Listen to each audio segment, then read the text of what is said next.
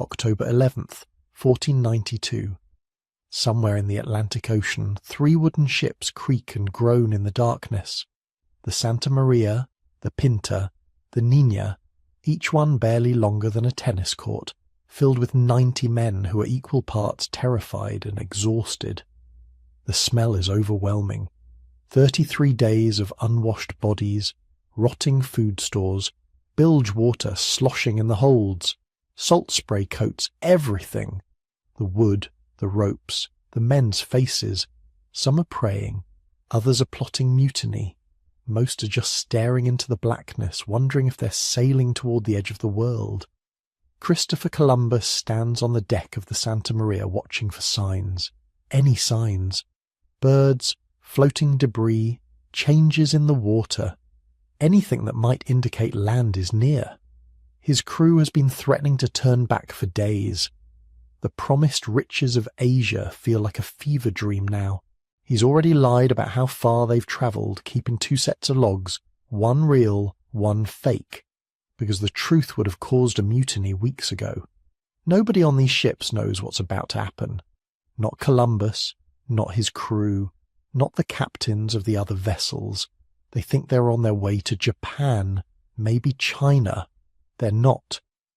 In a few hours, a lookout named Rodrigo de Triana will spot a white cliff shining in the moonlight, and everything, absolutely everything, will change. Here's the thing, though. What we've been taught about October 12th, 1492 is mostly mythology. The brave explorer discovering a new world, the beginning of progress and civilization. It's a story that's been polished and simplified until it barely resembles what actually happened. The real story is stranger, darker, and infinitely more complex than the version in your history textbooks. What if I told you that Columbus died thinking he'd reached Asia, that he never understood what he'd actually stumbled upon?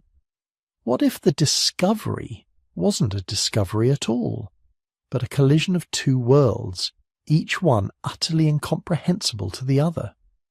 What if the most important consequences of this moment weren't the things anyone intended, but invisible biological forces that would kill more people than every war in human history combined?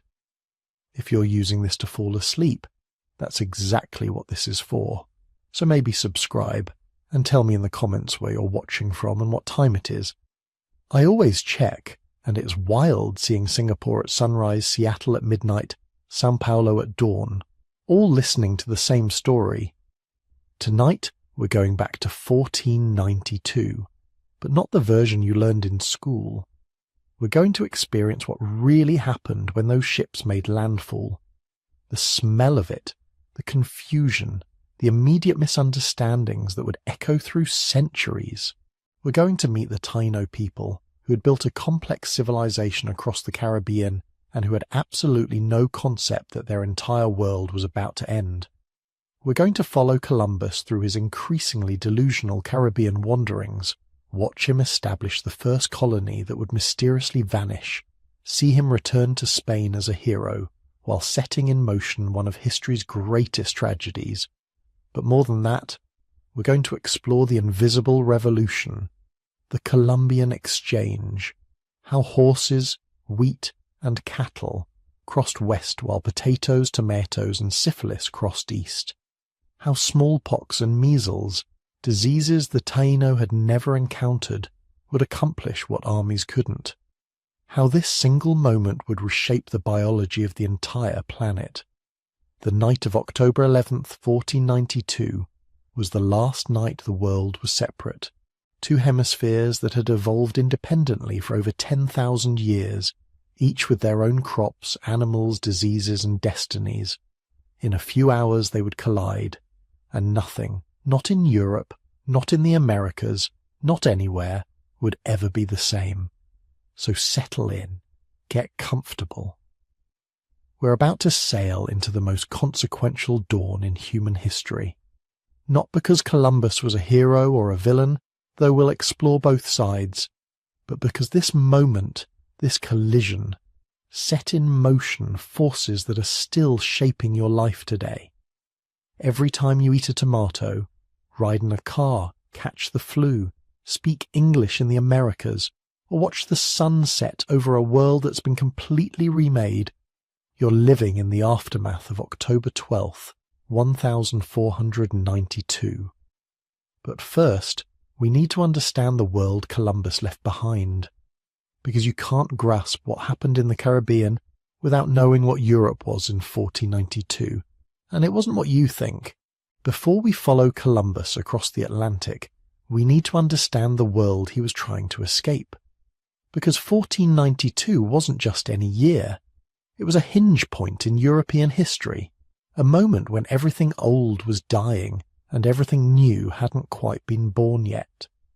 Picture Europe in the late 15th century, not the Europe of romantic paintings or Renaissance fairs, but the real thing, the lived experience. Start with the smell. Most cities reeked of human waste, animal manure and industrial pollution from tanneries and dye works. The Black Death had killed somewhere between 1/3 and half of Europe's population just 140 years earlier. Some regions still hadn't recovered. Walk through parts of the countryside and you'd find abandoned villages, fields gone back to forest, churches with no congregations. The plague had changed everything. It had shattered the medieval economic system, killed the labour surplus that had kept peasants cheap and lords wealthy. Survivors found themselves with options their grandparents never had. Labour was scarce, wages were rising, and the old feudal order was crumbling. This created opportunity for some, terror for others. The established powers, the nobility and the church, could feel their authority slipping. They responded the way threatened powers always respond, with violence, with repression, with desperate attempts to reassert control through force. Spain in 1492 was the epicenter of this reactionary fervour. On January 2nd of that year, King Ferdinand and Queen Isabella completed the Reconquista, the centuries-long campaign to drive Muslim rulers out of the Iberian Peninsula. The last Muslim kingdom, Granada, fell after a 10-year siege. For the Spanish monarchs this was both a triumph and a problem. They had just unified their kingdom through holy war. What do you do with a society organised around religious conflict when the conflict suddenly ends? You find a new crusade.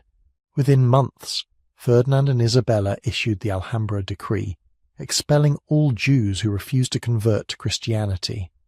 Around 200,000 people were forced to flee, abandoning property, businesses, and lives their families had built over centuries.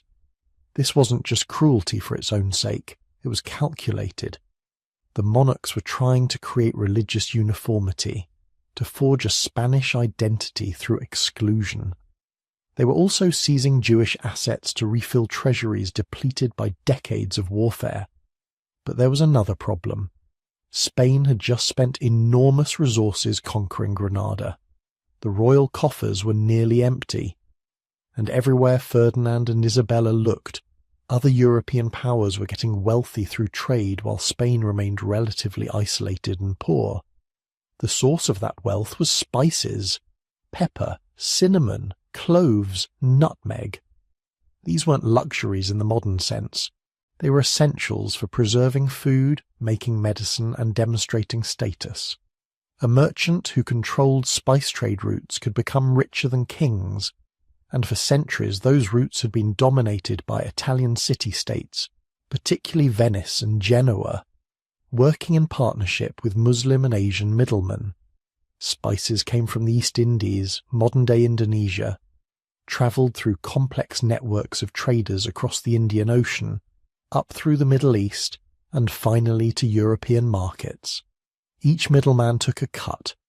By the time pepper reached a European table, it might cost 30 or 40 times what it sold for in its place of origin.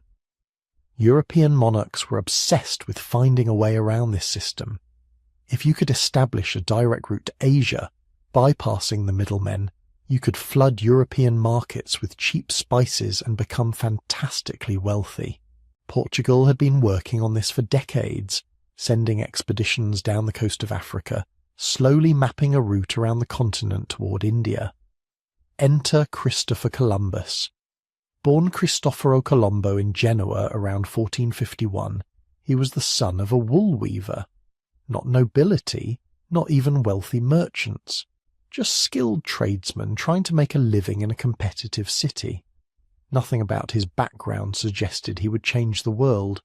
He went to sea young, probably in his early 20s, working on merchant vessels in the Mediterranean.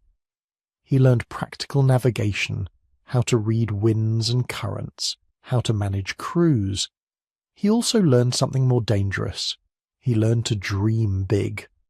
Somewhere along the way, Columbus became obsessed with an idea. Instead of sailing east to reach Asia, what if you sailed west? The earth was round, everyone educated knew that. Ancient Greek mathematicians had proven it. The question wasn't whether you could reach Asia by sailing west, but how far you'd have to go. And here's where Columbus made his crucial error, or his crucial lie, depending on how you interpret the evidence. He convinced himself, or claimed to have convinced himself, that Asia was much closer than it actually was. He studied the work of ancient geographers, particularly Ptolemy, but he cherry-picked the estimates that supported his theory. He used the smallest proposed circumference of the Earth and the largest proposed extent of Asia. This made the western route seem feasible. In reality, Asia was about 12,000 miles away sailing west from Europe. Columbus calculated it at around 3,000 miles. He was off by a factor of 4. Did he actually believe this? Or was he knowingly lying to potential investors? We'll never know for certain. What we do know is that he became a man possessed by this idea.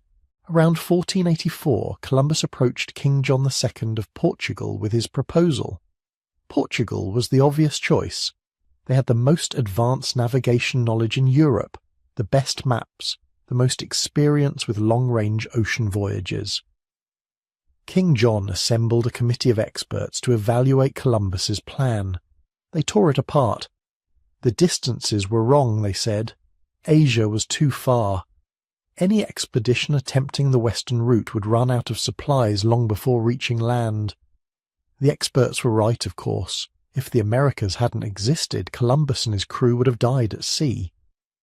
King John rejected the proposal. Columbus tried England next, sending his brother Bartholomew to petition King Henry VII. Another rejection. He approached France. Nothing. For nearly a decade, Columbus travelled Europe trying to convince someone, anyone, to fund his impossible voyage. Most potential sponsors thought he was either deluded or lying. But Columbus had one thing going for him: desperation, not just his own, but Europe's. The fall of Constantinople to the Ottoman Turks in 1453 had disrupted traditional trade routes even further. The Portuguese route around Africa was taking decades to develop and was far from certain. There was a tiny chance, a lottery ticket chance, that Columbus might be right, or that he might discover something unexpected along the way. Ferdinand and Isabella initially rejected him too. This was around 1486, and they were focused entirely on the war for Granada. But Columbus was persistent. He hung around the Spanish court for years, living on small stipends, periodically repitching his plan. He befriended influential courtiers, particularly Luis de Santangel, the royal treasurer, and Juan Perez, a friar who had connections to Queen Isabella. These men became his advocates, his lobbyists at court. The key thing to understand is that Isabella and Ferdinand weren't passionate believers in Columbus's vision. They were calculating gamblers weighing minimal risk against potentially massive reward. The actual investment required was relatively small: 3 ships, provisions for a few months, crews that could be recruited from sailors facing unemployment. The contract Columbus demanded was outrageous. 10% of all wealth from any lands discovered, hereditary titles, governorship of new territories. But these costs only kicked in if he succeeded. If he failed, if he simply vanished at sea like so many explorers before him, The crown would be out maybe 2 million maravedis, roughly the cost of hosting a modest royal banquet. Against this small risk, consider the potential reward. If Columbus somehow reached Asia, Spain would control a direct western route to the Spice Islands. They would break the monopoly of Venice and Genoa. They would become the wealthiest kingdom in Europe overnight. Even if Columbus didn't reach Asia but found something else, new lands, new resources, it might still prove profitable. The logic was sound if you were a monarch with money to spare and ambitions to feed. But Ferdinand and Isabella didn't have money to spare. Not in 1492. Their treasury was depleted from the Granada campaign. So where did the funding actually come from? Here's where the story gets interesting. Most of the money came from a syndicate of Italian merchant bankers working in Spain, with Luis de Santangel as the primary organizer. These were businessmen looking for investment opportunities, not romantic adventurers. They fronted about 1.4 million maravedis. Columbus himself, or rather his sponsors in Genoa, contributed another 500,000. The Spanish crown's direct contribution was minimal, mostly in the form of royal authorization and some salary payments to crew members. This wasn't a national expedition in the modern sense. It was closer to a public-private partnership, a venture capital deal with royal backing. The crown provided legitimacy and legal authority. Private investors provided cash. Columbus provided expertise and took personal risk. Everyone was gambling that long odds might pay off. On April 17th, 1492, Ferdinand and Isabella signed the capitulations of Santa Fe, the contract granting Columbus his titles and percentages in exchange for his service. On August 3rd, just 7 months after the fall of Granada, and 4 months after the expulsion of the Jews was ordered, 3 small ships sailed from the port of Palos. Columbus was 41 years old. He had spent nearly a decade begging for this opportunity. He was deeply in debt, personally and financially committed to an idea that most educated people thought was nonsense. He was carrying letters of introduction to the great Khan of China, a ruler whose dynasty had actually ended 120 years earlier. He had maps showing Japan about where the Caribbean actually is. And he was sailing into an ocean that Europeans had barely explored, heading toward a continent they didn't know existed, carrying technologies and diseases that would reshape human history, none of which he intended or understood.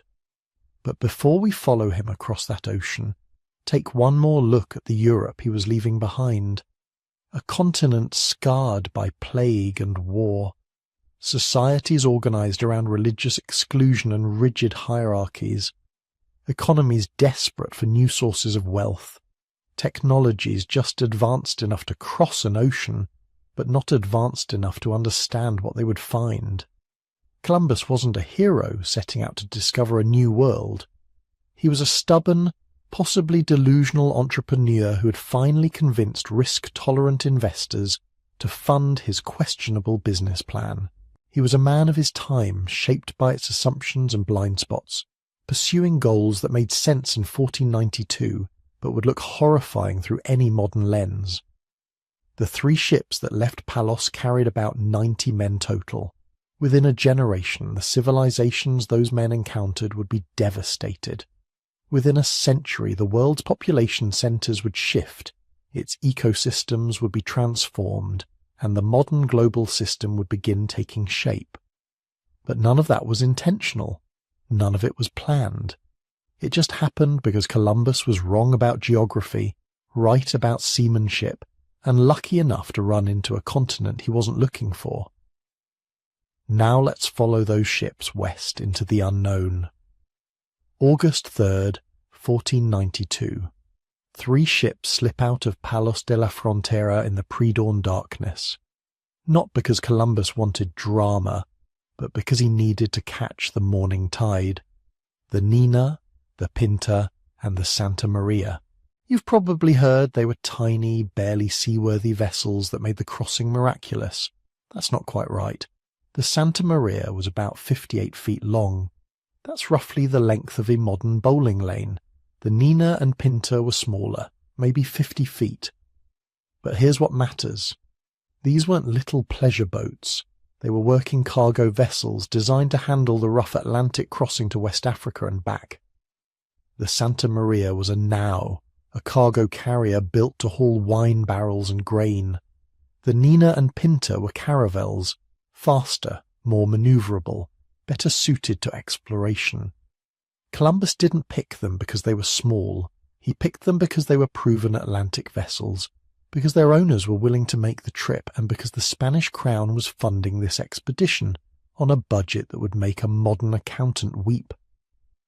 But the real story isn't the ships, it's the 90 men aboard them. This is where the myths really break down. You might imagine Columbus sailed with a crew of criminals, convicts released from prison cells to man his desperate voyage into the unknown. That's partially true, but it misses the bigger picture. Yes, there were 4 men who'd been granted royal pardons in exchange for joining the expedition. 4 out of 90. The rest, professional sailors, most of them from the Palos region, recruited through a combination of royal decree and good old-fashioned peer pressure. The Pinzon brothers, Martin Alonso and Vicente Yanez, were respected local ship captains who brought their own crews. Their involvement wasn't charity. They saw opportunity, potential profit from whatever trade routes or territories Columbus might discover. Then you had the specialists, a physician, a translator who spoke Arabic, because Columbus expected to reach Asia, a comptroller to record any gold or valuables they found, several minor nobility looking for advancement, the servant of Columbus himself. These weren't desperate men with nothing to lose. These were professionals on a calculated risk. But what they didn't have was certainty. Nobody knew exactly how far they'd have to sail. Columbus told them maybe 2,400 miles to reach Japan. He was lowballing. The actual distance to Asia going west is over 12,000 miles. There's a whole continent in the way, and an ocean beyond that. But Columbus either didn't know or didn't care. He'd convinced himself that the world was smaller than the ancient geographers claimed, that Asia extended farther east than anyone thought, that the journey was possible with medieval technology and 16th century supplies. So they sailed. First to the Canary Islands, where they stopped for repairs. The Pinta's rudder needed fixing. They took on water, fresh provisions, the last European food most of them would eat for months. Then on September 6th, they pushed off into the true unknown, the ocean sea, what we call the Atlantic. This is where the psychological journey begins. The first week spirits are high. Good winds, clear skies, the ship's making steady progress. Columbus keeps 2 logs. The public log read to the crew shows conservative distances. The private log, his real calculations, shows the true mileage. Why the deception? He's managing fear.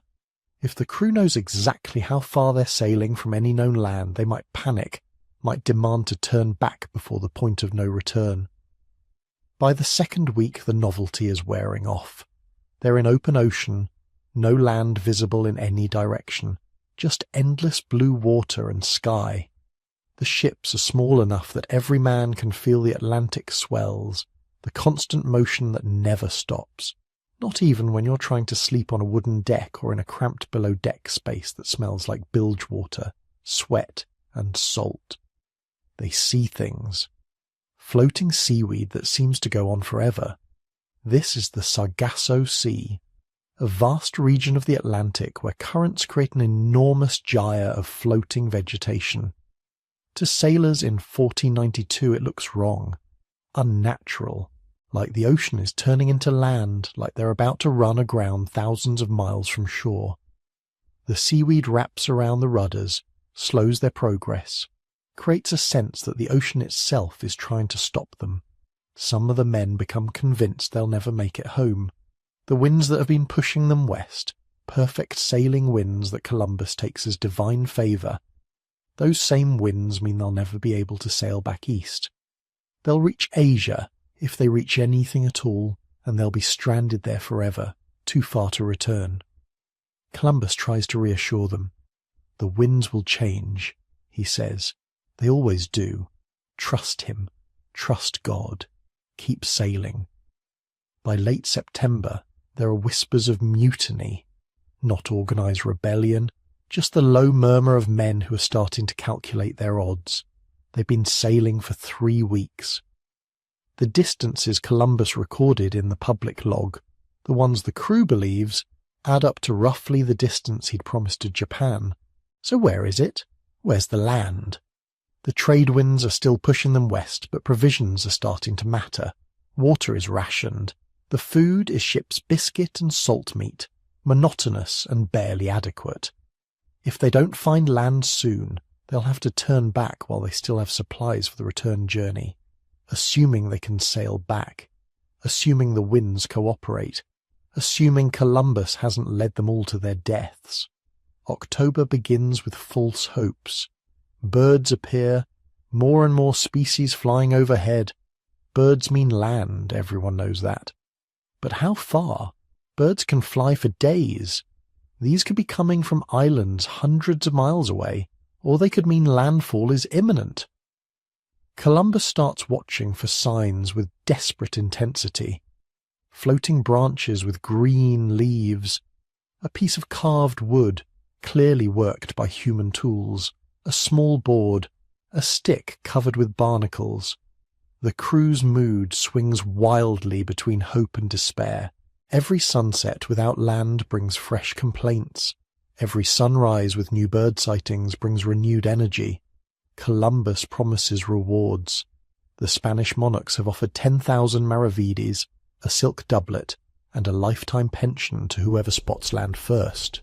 The men start seeing things, phantom coastlines that dissolve as they approach, cloud formations that look like mountains.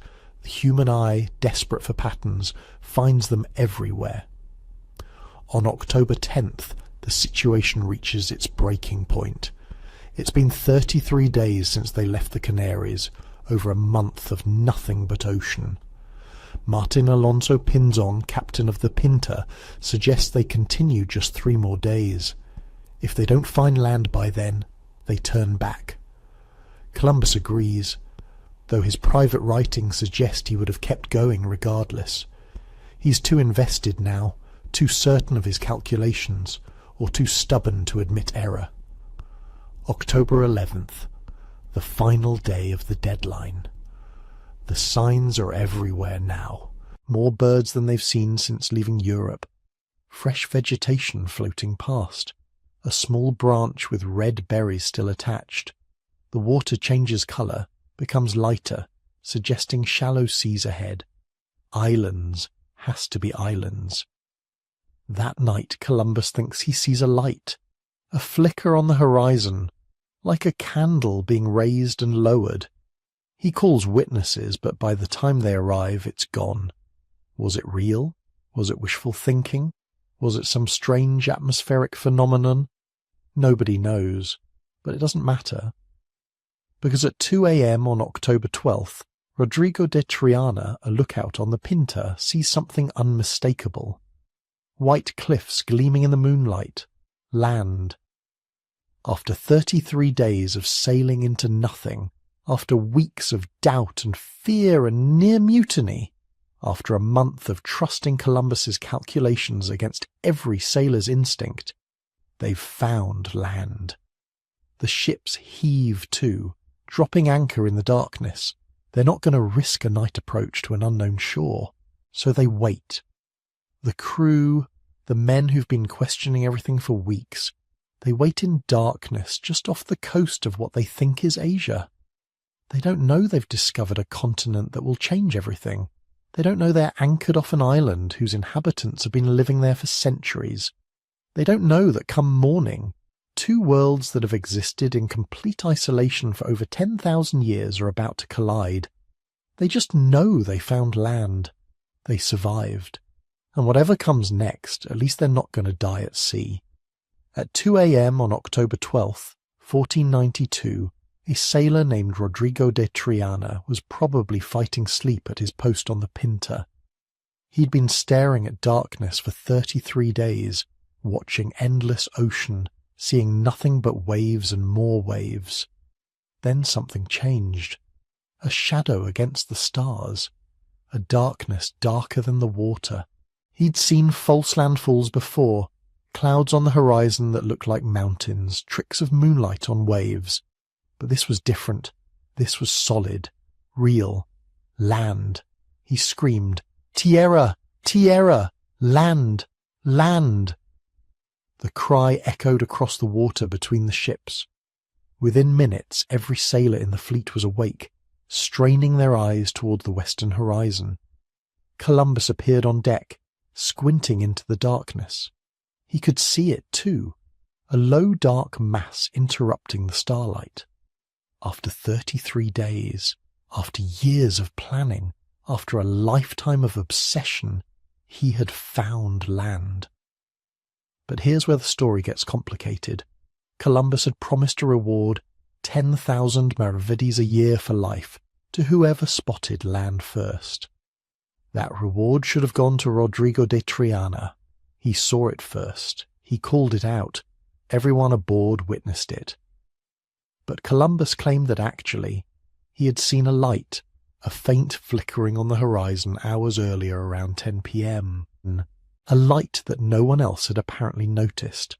A light that he hadn't bothered mentioning at the time. A light that was almost certainly invented after the fact because Columbus wanted that reward for himself. He got it. The sailor who actually spotted land got nothing. This wasn't just petty theft. It was the first of many acts of casual cruelty that would define Columbus's time in the Americas. The pattern was established before his feet even touched shore. Take credit, take rewards, take whatever you want because you have the power to do it.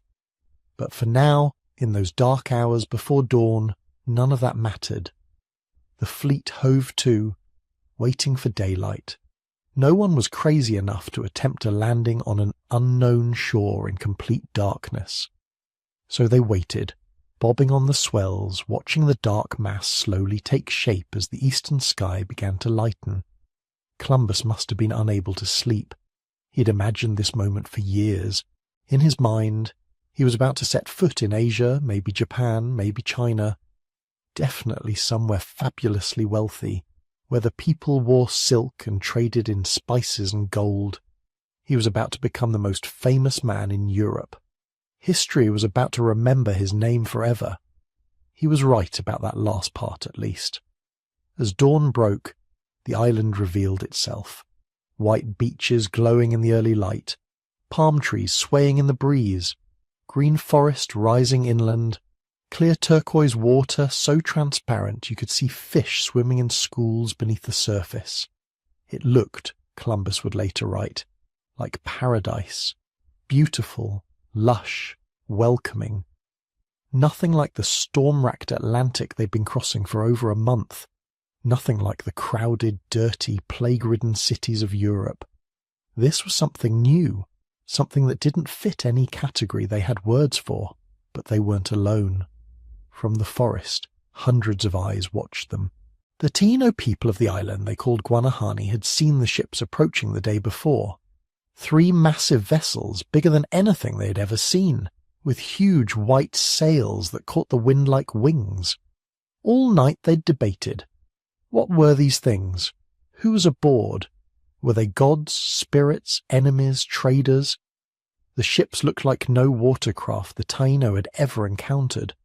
Their own canoes, some capable of carrying 100 people, were carved from single massive trees. But these vessels were assembled from countless pieces, built up rather than carved out. The technology was completely alien, and now, as the sun rose, boats were being lowered from the ships. Men were climbing down into them. Men with pale skin. Men wearing strange, layered clothing despite the tropical heat. Men carrying bright metal objects and colourful banners. The boats began rowing toward shore. Imagine being on that beach. You've lived your entire life on this island. You know every tree, every reef, every current and tide. Your ancestors have been here for hundreds, maybe thousands of years. Your world is stable, comprehensible, ordered, and now these impossible ships have appeared, bringing people who look wrong, dress wrong, smell wrong, probably. Everything about them violates your understanding of how the world works. Some of the Taino watching probably wanted to run. Others wanted to attack, drive these strangers back into the sea before they could bring trouble. But the leaders, the caciques who made decisions for the community, they held back. These strangers might be dangerous, yes, but they might also be valuable. They might bring new goods, new knowledge, new alliances. Better to wait. Watch. See what they wanted. Columbus stepped into the surf around mid-morning. He was wearing his best clothes, armour polished, the royal standard of Ferdinand and Isabella clutched in his hands. Behind him came his captains, carrying banners with green crosses and the initials of the Spanish monarchs. They were performing a ritual, a very specific legal ceremony that Columbus had been instructed to carry out. They splashed through the warm Caribbean water, climbed onto the beach, and stuck their flags in the sand. Then Columbus began reading, out loud in Spanish, to an audience that couldn't understand a single word. He proclaimed that this island and all its people now belonged to the Spanish crown. By the authority of the Pope and the Spanish monarchs, by right of discovery and Christian dominion, this land was now Spanish territory. The Taino watching from the trees had just been conquered, and they didn't even know it. The ceremony of possession was a legal fiction, a paperwork exercise that Europeans used to justify their land grabs. The logic went like this. If a Christian nation discovered a land inhabited by non-Christians, they could claim it simply by performing this ritual. Plant a flag, read a proclamation, and suddenly you owned everything in sight. The people already living there? Their opinions didn't matter. Their prior occupation didn't count. In European legal theory, only Christians could truly own land. Everyone else was just using it temporarily until proper Christian owners showed up. It was insane, of course. Imagine if it worked in reverse. Imagine if a Taino canoe had somehow crossed the Atlantic, landed in Spain, and declared that Seville now belonged to the cacique of Guanahani, because they planted a stick in the ground and said some words in Arawak. The Spanish would have laughed, then probably killed them. But somehow, when Europeans did it in the Americas, they convinced themselves it was legitimate. After the ceremony, things got weird fast. The Taino cautiously began emerging from the forest. These were people who valued hospitality, who had cultural traditions of welcoming strangers, sharing food, offering gifts. They approached the Spanish slowly, hands probably open to show they weren't carrying weapons. They brought parrots, balls of cotton thread, small carved objects, peace offerings, or maybe just curious attempts to start a trade relationship. Columbus and his men responded by pulling out glass beads, cheap glass beads, the kind you could buy by the barrel in any European port. Red ones mostly, and little hawk bells, tiny brass bells that made a tinkling sound. They offered these trinkets to the Taino in exchange for whatever the islanders were willing to give, and the Taino were delighted. Glass was exotic to them, a material they couldn't manufacture. The beads were beautiful, colourful, perfectly shaped. The bells made fascinating sounds. This seemed like a great trade. They gave away cotton, parrots, small golden ornaments in exchange for these wonderful new objects. Both sides thought they were getting a bargain. But Columbus knew better. He knew exactly what he was doing. In his journal that night he wrote that these people would make excellent servants, that they could easily be converted to Christianity and put to work, that they seemed to have no weapons worth mentioning, and could probably be conquered with just 50 men. He noted carefully that some of them wore small gold ornaments and were eager to trade for worthless trifles. Gold. That was what mattered. These people had gold, and they were willing to give it away for glass beads. He also wrote that they seemed generous, gentle, and peaceable, that they shared everything they had without hesitation, that they appeared to live in a kind of innocent paradise, without weapons or warfare or malice. You can almost hear him calculating. These traits that made the Taino good people, generous people, also made them perfect victims. Their openness was a weakness. Their hospitality was an opportunity. Their lack of iron weapons and their apparent unfamiliarity with organized warfare meant they could be exploited with minimal risk.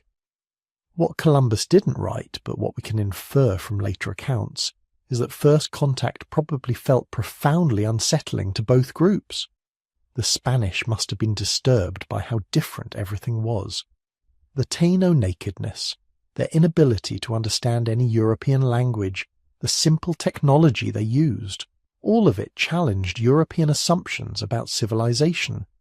These people didn't fit neatly into any category.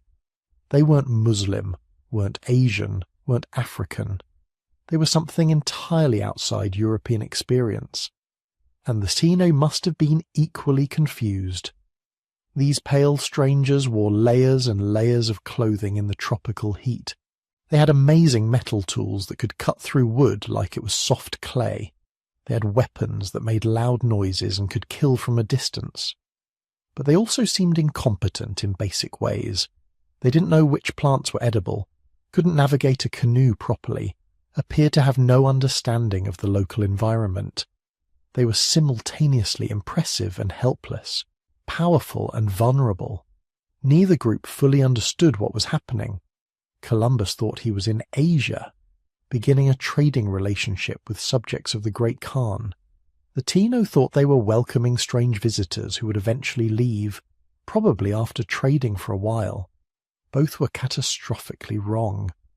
This wasn't a trade relationship beginning. This was a collision between worlds, the first moment of a conquest that would destroy the Taino people within 2 generations and transform the Americas forever.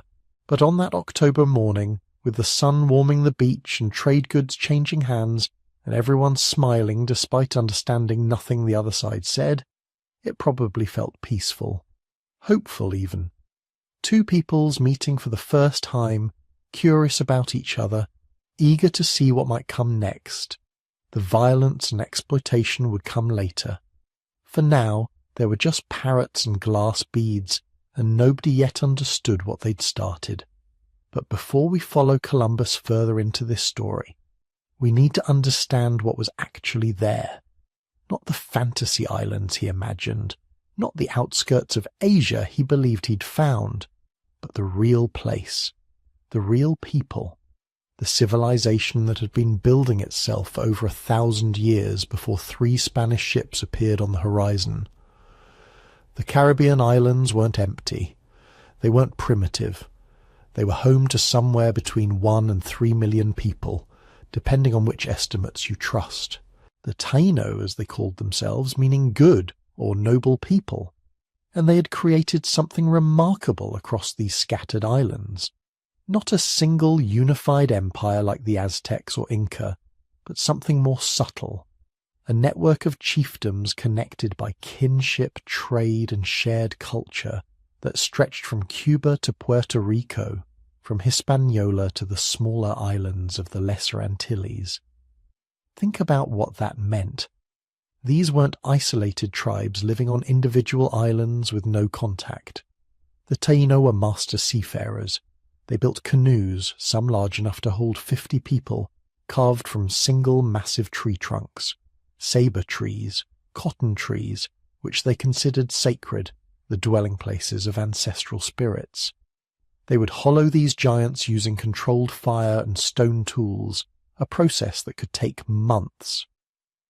The result was ocean-going vessels capable of travelling hundreds of miles between islands, and they did travel, constantly. Archaeological evidence shows trade goods moving across enormous distances. Special types of stone for making tools, only found on certain islands, showing up hundreds of miles away. shell ornaments crafted in one location appearing in graves on distant islands, pottery styles spreading and evolving as groups shared techniques and designs. This wasn't random drift. This was systematic exchange, networks of kinship and obligation that kept the islands connected. When you were born Taino, you weren't just part of a village. You were part of a lineage that probably had relatives on half a dozen islands. Marriage alliances connected chiefs across vast stretches of water. If your island got hit by a hurricane and destroyed your crops, you had cousins 3 islands away who would help you survive until the next planting season. It was a meta-population structure, just like those ancient humans during the bottleneck, except the Taino had done it deliberately. They'd engineered a civilization that could survive Caribbean storms, droughts, and disasters by spreading their people across the water.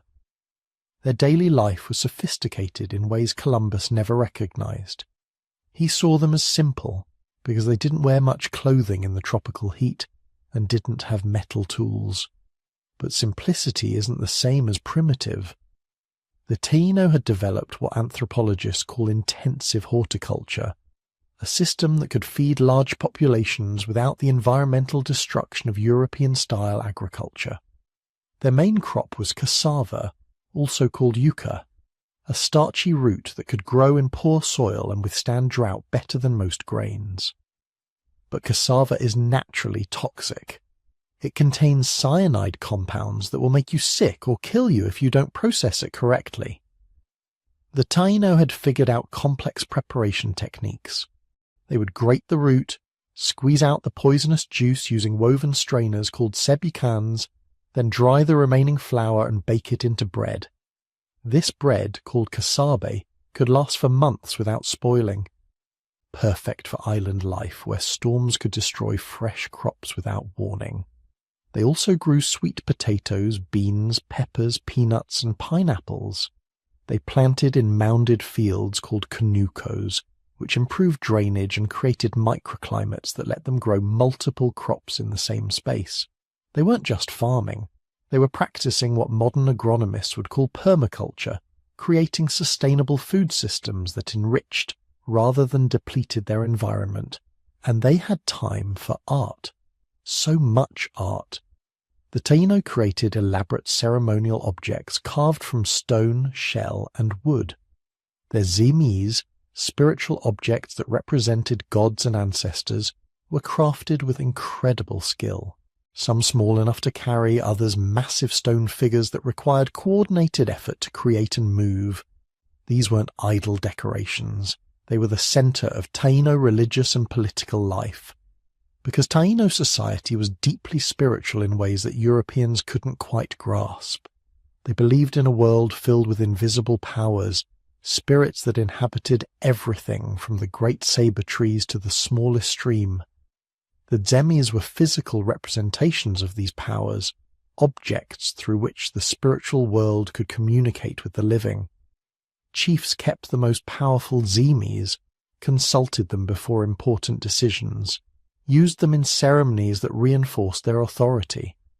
Their social structure was complex and hierarchical, but not in the European sense. At the top were the caciques, the chiefs who ruled individual villages or alliances of villages. But cacique authority wasn't absolute. It was earned and maintained through generosity, spiritual power, and successful leadership. A cacique who failed his people could lose his position. The role wasn't just inherited automatically. It required demonstrated ability. And here's something that would have shocked Columbus if he'd understood it. Taino society had significant roles for women in ways that European society didn't. Women could become caciques. Not often, but it happened. Female chiefs led villages and commanded respect. More commonly, women held important positions as spiritual leaders, as shamans called bohiques, who could communicate with the spirit world and cure diseases. Taino cosmology was elaborate. They had creation myths that explained the origin of their people and their islands. In one story, humans emerge from caves in the earth, led out into the world by a great ancestor. The sun turned some of these first humans into trees and birds and animals. Those who remained became the Taino. Another myth told of how the islands themselves were created when a great gourd containing the waters of the world was broken, flooding the land except for the highest mountain peaks, which became the Caribbean islands. They believed in an afterlife, a paradise called Coibe, where the souls of the dead went to feast and dance forever. The dead weren't gone. They remained present, accessible through ritual and through the Zemies. Ancestors could advise the living, warn of dangers, provide spiritual power to their descendants. This is why they practiced elaborate burial customs, carefully placing bodies with grave goods that would serve them in the next world. Columbus saw none of this, or rather, he saw it, and couldn't understand it. He noticed that Taino people wore gold ornaments and assumed they must be near wealthy kingdoms. He saw their generosity in offering gifts and assumed they would be easy to exploit. He observed their spiritual practices and dismissed them as devil worship or simple superstition. Most tragically, he saw their initial friendliness and peaceful reception and mistook it for weakness. The archaeological record tells a different story. Taino settlements show signs of sophisticated social organization. Large plaza areas for ceremonies and ball games. Yes, they had ball games with rubber balls and formal courts. Specialized structures for chiefs and spiritual leaders. Evidence of craft specialization, with some villages focusing on pottery, others on stone carving, others on creating shell ornaments for trade. This was a civilization with division of labor, with artists and specialists, with enough surplus production to support people who didn't directly produce food. Their population density was higher than Columbus realized. Some estimates suggest Hispaniola alone held over 1 million people. The islands weren't pristine wilderness. They were carefully managed landscapes where humans had lived for centuries, shaping the environment through controlled burning, selective planting, and careful resource management. And they had history, centuries of it. Stories passed down through generations about legendary chiefs. Great storms survived, wars fought and resolved, migrations and alliances and feuds. When Columbus arrived, the Taino were in the middle of their own complex historical moment, dealing with pressure from Carib raiders from the south, managing political tensions between different caciques, adapting to environmental changes they'd observed over generations. They were living, breathing, complex human beings with full interior lives. They fell in love and grieved losses and worried about their children, and took pride in their craftsmanship and argued about politics and told jokes and sang songs. They had individual personalities, ambitions, fears, dreams. They were not a monolith. They were not simple. They were not waiting for someone to discover them. They were there, living their lives, managing their civilization across the water, when 3 strange ships appeared and everything changed forever. Within a few decades, 90% or more of them would be dead. Their languages would be disappearing. Their oral histories would be lost. Their sophisticated understanding of Caribbean ecology, developed over 1,000 years, would be forgotten. But we're getting ahead of ourselves. On that morning of October the 12th, 1492, the Taino people of Guanahani had no idea what was about to begin. They saw strange ships and strange men and approached with curiosity and the hospitality that their culture demanded. They offered gifts. They showed kindness to strangers who had clearly travelled far. They acted, in other words, like civilized people receiving visitors. And Columbus, standing on that beach, saw everything and understood nothing. Columbus wasn't satisfied with San Salvador. How could he be? This tiny island had friendly people, beautiful beaches, and no gold. Well, almost no gold. The Taino wore small gold ornaments, little pieces barely worth mentioning, but to Columbus those tiny fragments were like breadcrumbs leading to a treasure vault. He just had to follow them. So he asked in his clumsy combination of gestures and the few words he'd learned where the gold came from. The Taino pointed south and west. They used a word that sounded like Kolba or Cuba. Columbus heard what he wanted to hear. Cuba. That had to be Chipango, Japan, the island Marco Polo had described as having palaces roofed with gold. Never mind that the Taino were clearly indicating another island. Never mind that nothing about these people or their villages suggested proximity to the sophisticated Asian civilizations he'd read about. Columbus had decided. Cuba was Japan. On October 14th, just 2 days after the initial landing, he was already moving on. He took 6 Taino men with him, not as guests, as captives, guides, interpreters, proof. The word took does a lot of work in historical accounts. It sounds almost passive, like picking up seashells from a beach. But these were people, men with families, communities, lives they hadn't planned on leaving. Columbus justified it as necessary. How else would he communicate with other islands?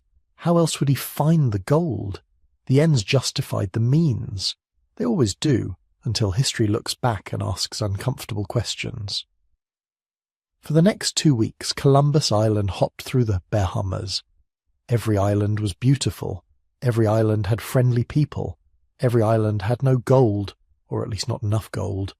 He named them as he went. Santa Maria de la Concepcion, Fernandina, Isabella. Names that meant something to him and his crew, nothing to the people who'd lived there for centuries. It's remarkable how quickly he fell into the pattern that would define European colonization for the next 400 years. Arrive, claim, rename, move on. The Taino guides kept pointing westward. Bigger islands, they seemed to say. More people. Perhaps understanding that Columbus was obsessed with the yellow metal, perhaps hoping he'd leave their home islands alone, they indicated that yes, to the west there was gold. Whether they were telling the truth, telling him what he wanted to hear, or simply trying to send him somewhere anywhere else, we'll never know. On October 28th, Columbus reached Cuba. And here's where his delusions started hardening into something more troubling. Cuba wasn't a small island. As he sailed along its northern coast day after day, the land kept extending to the horizon. This wasn't the modest islands he'd been hopping between. This was big. Big enough to be a continent. Big enough to be Asia. Columbus convinced himself, absolutely convinced himself, that this was the mainland of China. Not an island in a previously unknown archipelago. Not a new world. The mainland of Asia. Exactly where he had planned to arrive. He sent scouts inland looking for cities, for the Khan's representatives, for evidence of the sophisticated Asian civilization that must surely be just beyond the next valley. They found Taino villages, tobacco farms, people living in organized communities but nothing remotely resembling Chinese cities. The scouts came back with reports of a large village, maybe 50 houses, where people grew cotton and strange plants they dried and smoked. The locals had been friendly, even awed by the Europeans. But there were no gold temples, no silk-robed officials, no evidence whatsoever that they were anywhere near China. Columbus wrote it all down anyway, describing Cuba as part of the Asian mainland with such conviction you'd think he'd seen Beijing himself. This wasn't just optimism. This was a man who needed reality to conform to his promises. He'd told Ferdinand and Isabella he could reach Asia by sailing west. Therefore, this had to be Asia. The alternative was that he'd made the most expensive navigational error in history. For 6 weeks he explored Cuba's northern coast, sailing into harbours, meeting local populations, always searching for the gold that would justify his voyage. The Taino of Cuba were similar to those in the Bahamas, generous, curious, organized into larger communities with what seemed to be more sophisticated agriculture. They grew cassava, corn, sweet potatoes. They had extensive trade networks, indicated by the variety of goods and materials found in their settlements. But they didn't have the vast gold deposits Columbus had promised. His journals from this period show a man trying to reconcile two incompatible realities. He described the land as extraordinarily beautiful, the climate as perfect, the harbours as excellent. All true. But then he'd write about how this must be the land Marco Polo described, how the Khan's cities must be just inland, how the gold mines were surely nearby. He was describing two different places simultaneously, the place that existed and the place he needed to exist. By early December, the Taino guides were indicating another large island to the east. They called it Bohio, which Columbus heard as Haiti or Hispaniola. And there, they gestured, there was gold, real gold, lots of it. Maybe they were tired of the strange bearded men prowling their coasts. Maybe they genuinely knew of gold deposits. Maybe they were just telling the increasingly frustrated admiral what he clearly wanted to hear. Columbus sailed east, and on December 6th, 1492, he reached the island that would become the centre of Spanish colonization in the Americas. Hispaniola was different from the start, larger than Cuba, with more varied terrain, mountains visible from the coast, and the Taino here did have more gold. Not mountains of it, not palaces roofed with it, but visible amounts. People wearing gold jewellery, gold dust in streams, small mines where they extracted the metal. Columbus's mood transformed. Here, finally, was evidence he could take home, evidence that these islands had resources worth exploiting. He wrote with renewed enthusiasm about the rivers that must surely contain gold, the mountains that certainly hide gold mines, the people who undoubtedly know where much more gold can be found. His certainty had returned, but it was based less on evidence than on necessity. The relationship with the Taino of Hispaniola started like the others: friendly exchanges, gifts traded, mutual curiosity. But there was an edge now. Columbus was asking more insistently about gold. His men were ranging farther inland without permission. The guides they'd taken from other islands couldn't go home, and Columbus was writing in his journal about how easy it would be to conquer these people, how a small force could subjugate the entire island. The delusion was complete now. He'd convinced himself he was in Asia, that these islands were outposts of the Great Khan's empire, that vast wealth was just waiting to be claimed. He'd stopped seeing what was actually there: a thriving Caribbean civilization, complex societies adapted to their environment over millennia, people with their own systems, values, and ways of life. Instead, he saw resources, opportunities, souls to be converted and labour to be exploited. His men were getting restless too. Months at sea, promises of gold finding only small amounts. Some were sick, all were tired. The adventure was wearing thin, becoming work, becoming something more ominous. They'd crossed the ocean to get rich, and so far the biggest achievement was not dying and planting flags on islands that didn't need their flags. Then, on Christmas Eve, 1492, exhausted from weeks of exploration along Hispaniola's northern coast, Columbus did something uncharacteristic. He went to sleep, leaving a cabin boy at the helm of the Santa Maria, the flagship, the largest vessel in his fleet, left in the hands of an inexperienced boy while the crew slept. Professional sailors didn't do this, but Columbus was tired, stressed, living in the gap between what he'd promised and what he'd found. What happened next would change everything, though nobody knew it yet. The Santa Maria, drifting in calm waters, ran aground on a coral reef. On Christmas morning, 1492, Columbus woke up to disaster, and like everything else on this voyage, he'd find a way to see it as providence. Picture the scene. It's Christmas morning, 1492, but there are no churches here, no bells, no snow, just warm air, thick with the smell of salt and wet timber, and the sound of waves hitting a sandbar they shouldn't have hit. In the darkness of the night before, Columbus's flagship, the Santa Maria, had drifted onto a reef off the coast of what is now northern Haiti. Not in some dramatic storm, just a quiet, almost lazy disaster. A dozing helmsman, a current no one quite understood, a slow grinding sound in the dark wood on coral. By the time the sun rose, the ship that had carried him across the Atlantic was finished. The hull was stuck fast. The timbers were starting to twist. The ship would never sail again. On most voyages in the 15th century, this would have been the end of the story. Shipwreck, panic, desperate repairs, and if those failed, starvation or capture or slow disappearance from history. But Columbus was not ready to let the story end. He looked at the wreck and saw something else. He saw building material. The Taino on shore helped evacuate the cargo. Gold trinkets, food stores, the ship's cannon, iron tools. They paddled back and forth in canoes as the Spanish crew hauled out beams and planks, cutting and prying them away from the dying ship.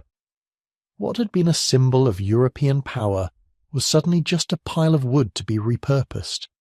From that wreckage, Columbus and his men began to build something new. A fort, a foothold, the first European settlement in the Americas. They called it La Navidad, the Nativity, the birth. It wasn't a city, not even a town.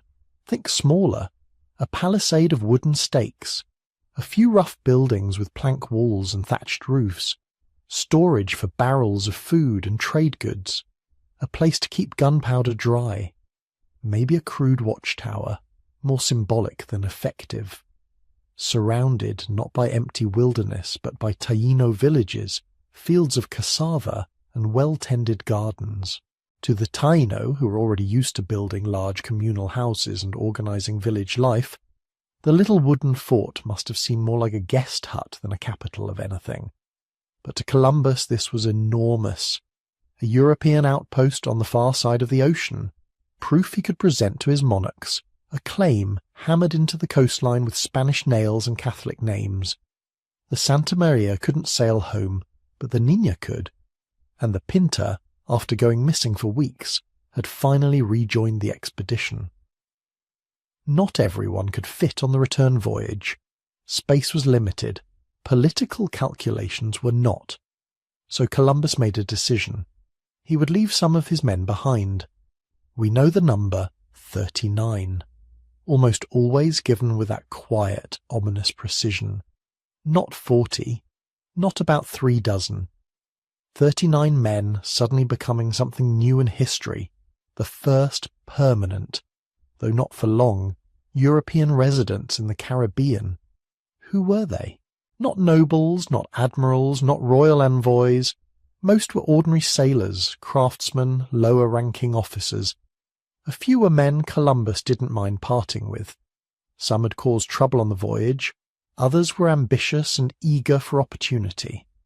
A handful, perhaps, were genuinely curious, drawn by the idea of staying in this warm green world instead of going back to the cold uncertainties of Spain. Columbus promised them riches, gold to be found inland, land to be claimed, women to be married, crops to be planted, glory to be earned in the service of Castile and Aragon. He may have wrapped it all in pious language, spreading the faith, preparing the way for priests and churches, but the men probably heard something simpler. Stay here, and you could end up lords of your own little world. He also gave them rules. Keep the peace with the Taino. Obey the leaders he appointed. Don't roam far without permission. Don't mistreat the people who had so far fed them, housed them, and helped them salvage the wreck. Those instructions would not survive the months ahead. To help maintain goodwill, Columbus left gifts for the local cacique, Guacanagari, whose people had helped rescue the Santa Maria's crew. He praised Guacanagari's kindness. He saw an ally, a potential client ruler, someone who could be turned into Spain's man on the island. Then he did what must have felt, even to him, both thrilling and terrifying. He sailed away. The Nina and the Pinta lifted anchor and headed east, carrying Columbus, a handful of Taino captives, animal skins, strange plants, stories of islands thick with gold, and one huge implied promise. This was just the beginning. You can almost imagine the quiet that followed as the ships shrank into the horizon. The creak of the fort's wooden walls in the heat of the afternoon, the buzz of insects, the distant laughter of Taino children. 39 men alone on an island that seemed friendly, now. An island they didn't understand, an island that didn't need them. Back on the ships, Columbus was already rewriting events in his mind. To the Catholic monarchs, he would present La Navidad not as a desperate improvisation after a shipwreck, but as a deliberate foundation, a beachhead of Christendom. He would describe the Taino as generous, innocent, ripe for conversion. He would talk of rivers that gleamed with flecks of gold, of trees that bore strange fruits year-round, of a climate that felt like Eden. He would not, because he could not, describe what would happen next at La Navidad. No European saw it. There were no diaries from inside those walls, no official reports, only rumours and fragments gathered later, after it was already too late. What likely happened? Start with human nature. 39 men, most of them young, armed, and suddenly freed from direct supervision, surrounded by people who seemed, to them, unarmed and vulnerable. A community where hospitality was expected, generosity was a virtue, and social rules were completely different from anything in Castile. Temptation was everywhere.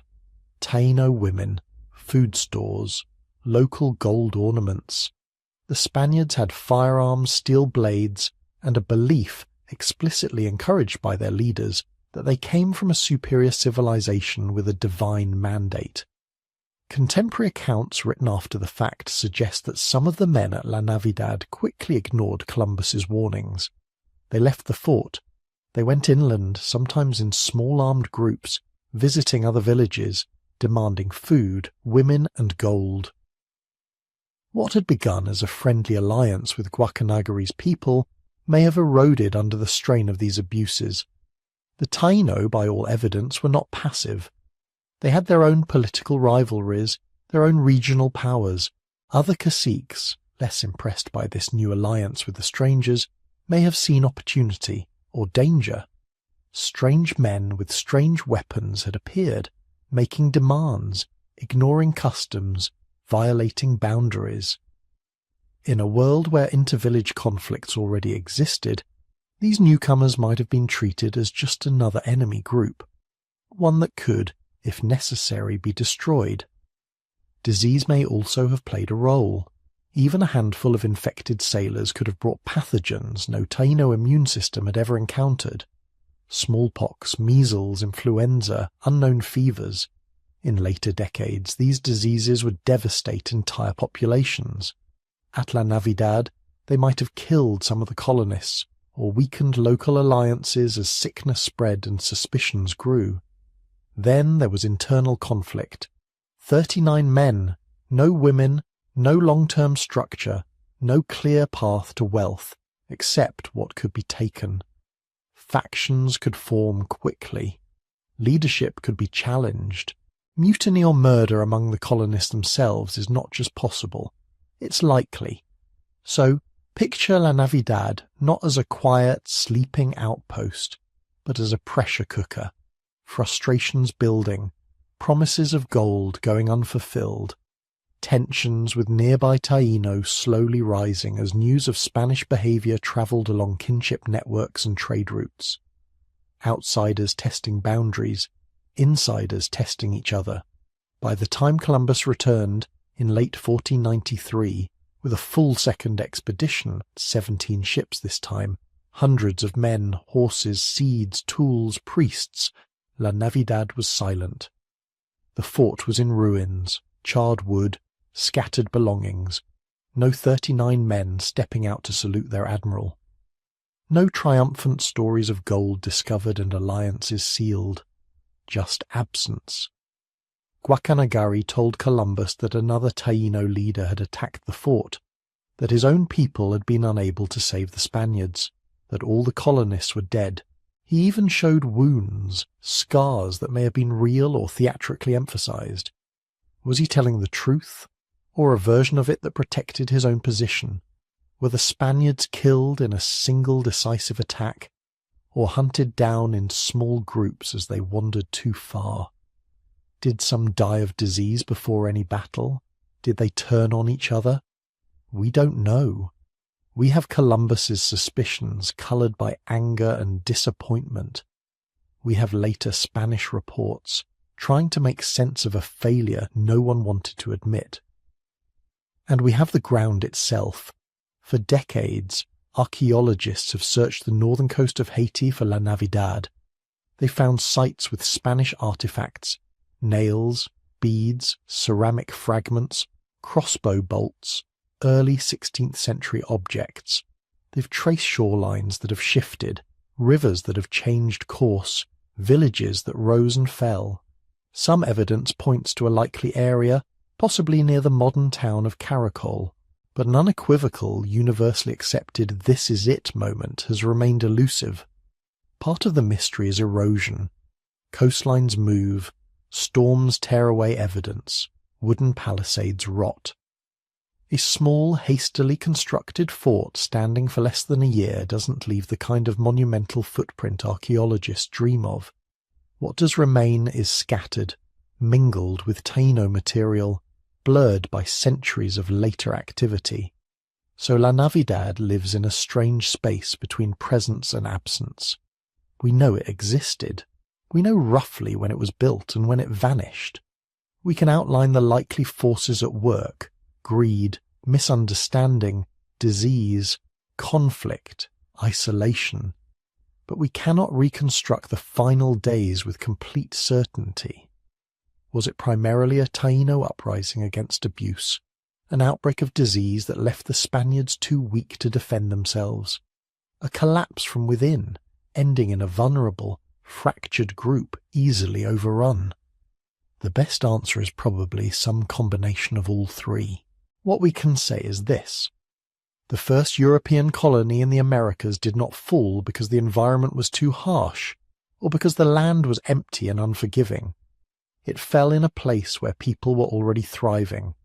It fell in the middle of a living, complex society that reacted in its own ways to the sudden arrival of armed strangers. La Navidad was supposed to be a birth, a beginning. In a sense it was. Its failure shaped everything that followed. When Columbus founded his next settlement, Isabella, he approached it differently. More men, more fortifications, more direct control, far more violence. The lonely little fort built from the bones of the Santa Maria had burned, and with it, one possible path of encounter between two worlds. What rose from its ashes would be something much darker. For now, let the ruined palisade fade in your mind, the charred posts collapsing back into the earth, the last echoes of shouted arguments and distant drums dissolving into the breath of the night sea. The ships are coming back, and this time they're not leaving. The ocean on the way home was not the same ocean they had crossed in September. On the westward journey, the Atlantic had been strangely gentle, almost suspiciously calm. On the way back, it seemed to remember what it was. The winds howled. The waves rose like dark walls.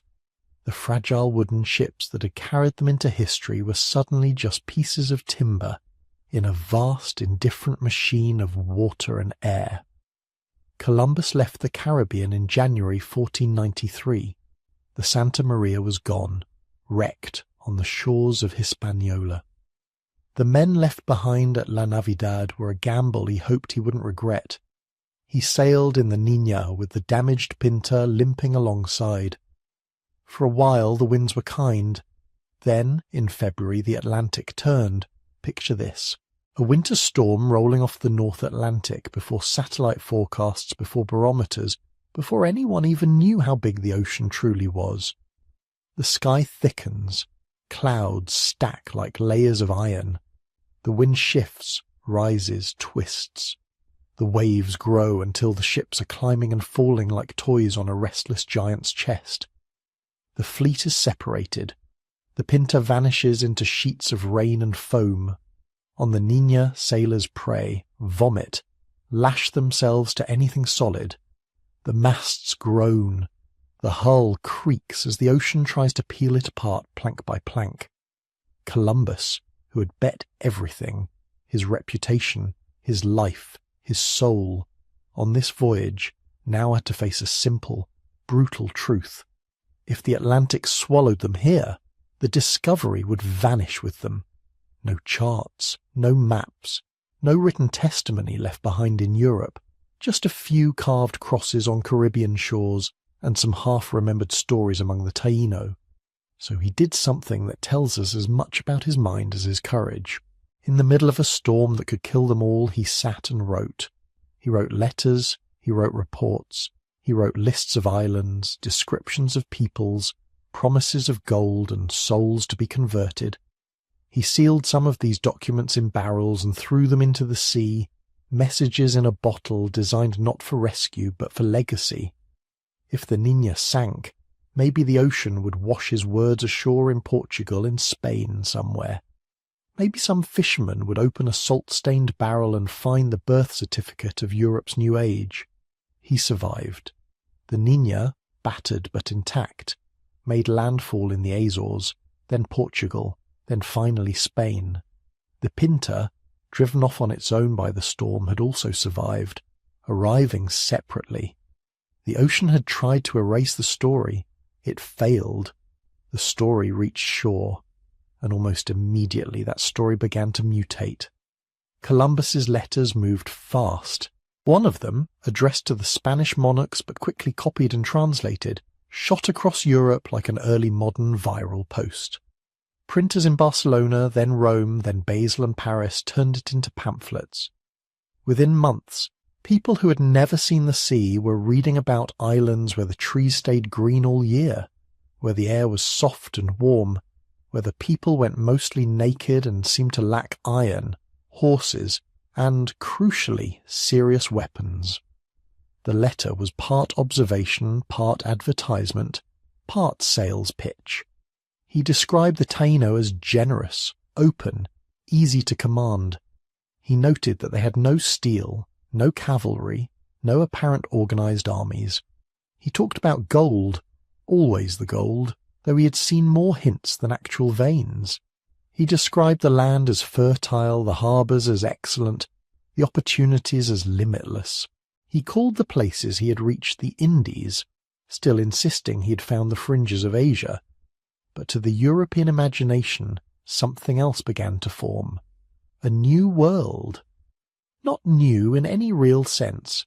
The Americas had been peopled for tens of thousands of years, but new to the maps, new to European greed, new to kings, merchants, and priests who saw in his words a blank page waiting to be written on.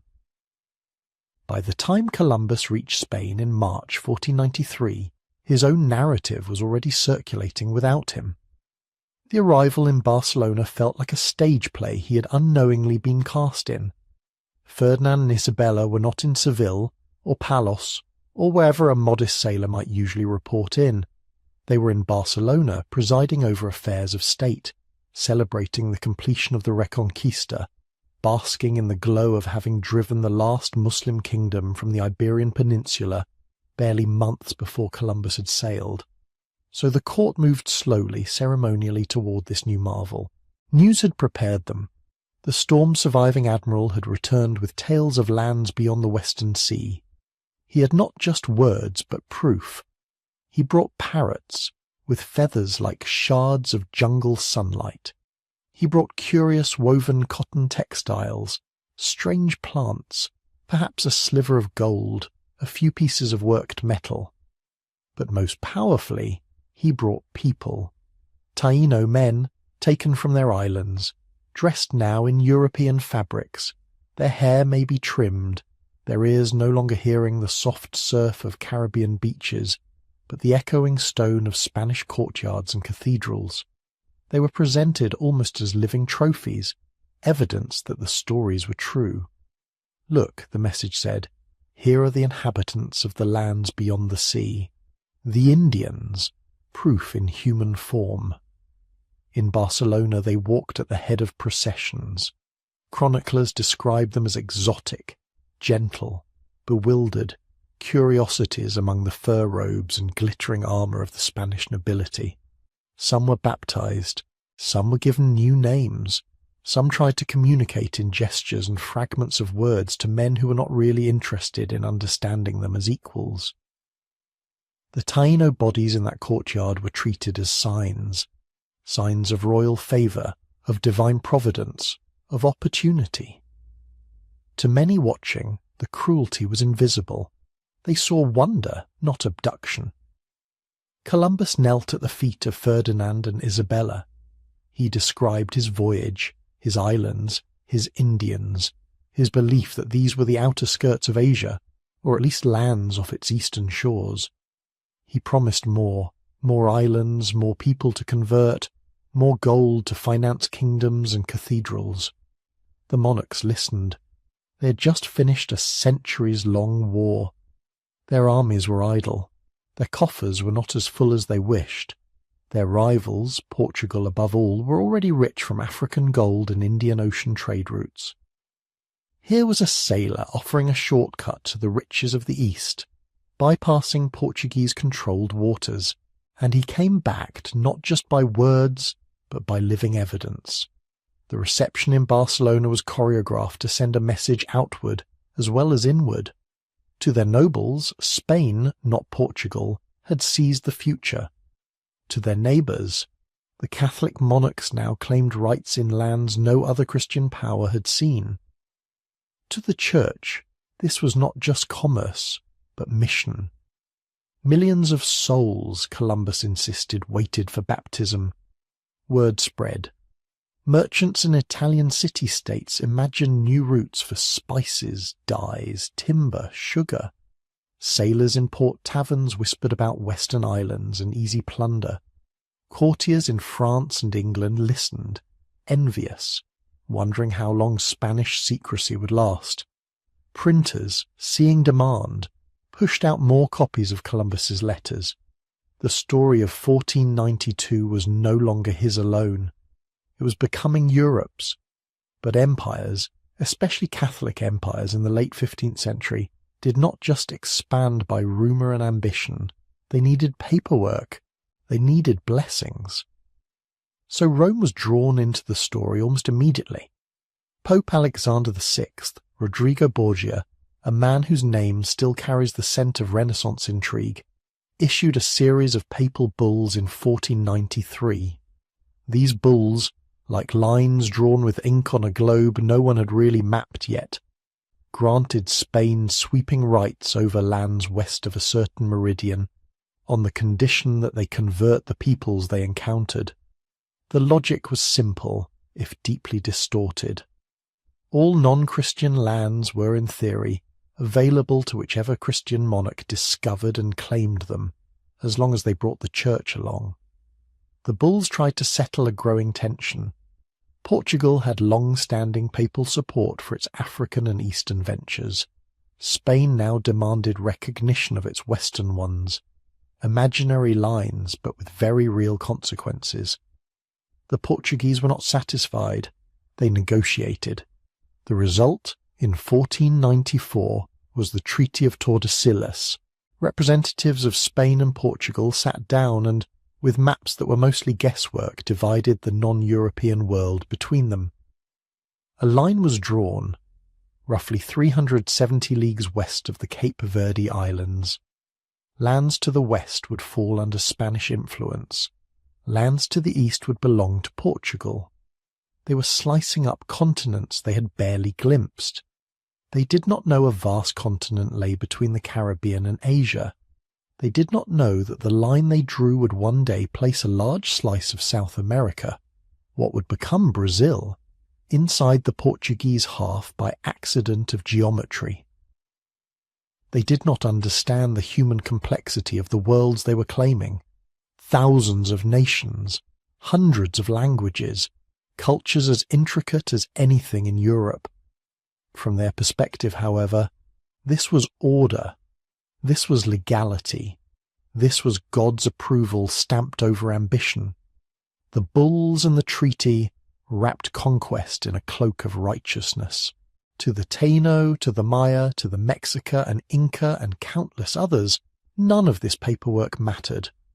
But it would shape the armies, ships and governors that were now preparing to cross the ocean in escalating numbers. Back in Spain, as scribes copied treaties and bulls, another kind of preparation was underway. Columbus's next voyage would not be 3 small ships, nervously crossing an unknown sea. It would be a fleet, 17 vessels, over 1,000 men, horses, pigs, cattle, tools, seeds, priests with baptismal fonts and crosses, soldiers with steel swords and gunpowder, craftsmen, colonists, and more chains. This time, the goal was not just exploration, it was colonization. The instructions he received from the monarchs were clear: establish permanent settlements, find and secure sources of gold, convert the natives, enforce Spanish authority.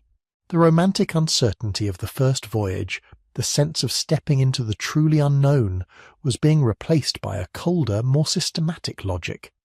Ports would be built, lands would be granted, labour would be demanded. Resistance, if it came, would be crushed. Some of the men who signed up for the second voyage had read the embellished accounts of the first. They imagined easy plunder, docile peoples, tropical abundance. Others came seeking status, land, or escape from their lives in Europe. Almost none of them understood that they were boarding ships, not just for a journey west, but for the beginning of a centuries-long transformation that would reorder continents, destroy civilizations, and create new ones in their place. In the harbours of Cadiz, as the Second Fleet assembled in late 1493, the air would have been thick with the smell of tar and freshly cut timber, the clatter of barrels being rolled up planks, the shouts of officers corralling men and animals. Above it all, invisible but present, hovered the words of those papal bulls and those royal orders. A world they didn't understand had been divided, claimed, and now, in their minds, awaited occupation. Columbus stood on the deck again, the hero of Barcelona, the bearer of letters and living proof. But beneath the glory and the incense and the promises, something darker had already begun. The seeds of tragedy were sown not just in greed or in steel, but in the simple, catastrophic belief that a place only truly entered history when Europe wrote its name on it. The fleet would soon sail. Back where this had all begun, on the island of Hispaniola, 39 men at La Navidad waited in a world that had changed around them while Europe drew lines on maps. Close your eyes and imagine the ocean again. On the surface, in 1493, it looks calm. Just wooden ships creaking in the waves, sails billowing, men half asleep on deck. But inside those ships, something else is moving, invisible, microscopic, silent. Seeds packed in barrels, animals penned below decks, and in the blood and lungs and skin of the sailors themselves, viruses. When Columbus crossed the Atlantic, he didn't just move people and flags and rumours of gold. He accidentally stitched together 2 biological worlds that had been separated for tens of thousands of years. Ecologists call what followed the Columbian Exchange not a treaty, not a trade deal, but a planetary remix of plants, animals and diseases so massive that some historians argue it's the single most important ecological event since the end of the last ice age. For more than 10,000 years, the Americas had developed on their own biological track. Europe, Africa, and Asia, what historians often group as the Old World, had their own track. Different crops, different animals, different germs, When the first Spanish ships crossed the Atlantic, those tracks slammed together. It didn't happen all at once. There was no moment when someone announced, "Welcome to the Columbian Exchange." But over the next few decades, every voyage, every barrel, every cage, every breath of a coffin sailor carried pieces of one world into the other. Some of those pieces were deadly. Start with disease. In Europe, children grew up in a world crowded with domesticated animals, cows, pigs, chickens, goats, with cities where sewage, garbage and humans all shared the same cramped space. In that environment, diseases had been evolving, mutating and burning through populations for thousands of years. Smallpox, measles, influenza, whooping cough, typhus. Old world people carried the scars of this history in their bodies. Not immunity in the absolute sense, but partial resistance built up over generations. Those who had no resistance had often died young. Those who survived passed on genes and immune systems that could deal, at least somewhat, with these microscopic killers. The indigenous peoples of the Americas had faced their own illnesses, but not these. They had no long history of living cheek by jowl with Eurasian herd animals. No centuries of devastating plagues caused by those animals' viruses jumping into humans. When smallpox and measles arrived, for many communities, it was like encountering alien life. We don't have precise numbers, we probably never will. But most historians and demographers think the population collapse in the Americas after 1492 was one of the greatest demographic catastrophes in human history. In some regions, estimates suggest that within a century 70, 80, even 90% of the indigenous population may have died. Not all at once. Waves. A ship arrives. Someone coughs. A few weeks later, people are sick in a coastal village. Then the disease travels faster than Europeans can walk, crossing trade routes, moving from town to town, carried by people who have never seen a European face. Imagine being there. 1 year, your world is intact. Your gods, your festivals, your planting cycles, your neighbours. Then, within a few seasons, elders are gone. Children are gone. Leaders, farmers, artisans, healers, gone. The social systems that hold everything together start to fray, not because of battles with steel and gunpowder, but because invisible particles are rewriting the math of survival. The Spanish did bring violence. They brought conquest, slavery, forced labour. But in many places disease got there first, and did most of the killing before anyone in armour ever appeared on the horizon. Yet the exchange wasn't just one-sided.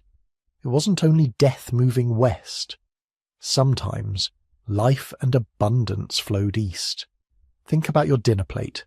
Tomatoes, potatoes, corn, chocolate, peanuts, chili peppers. All of these are American species.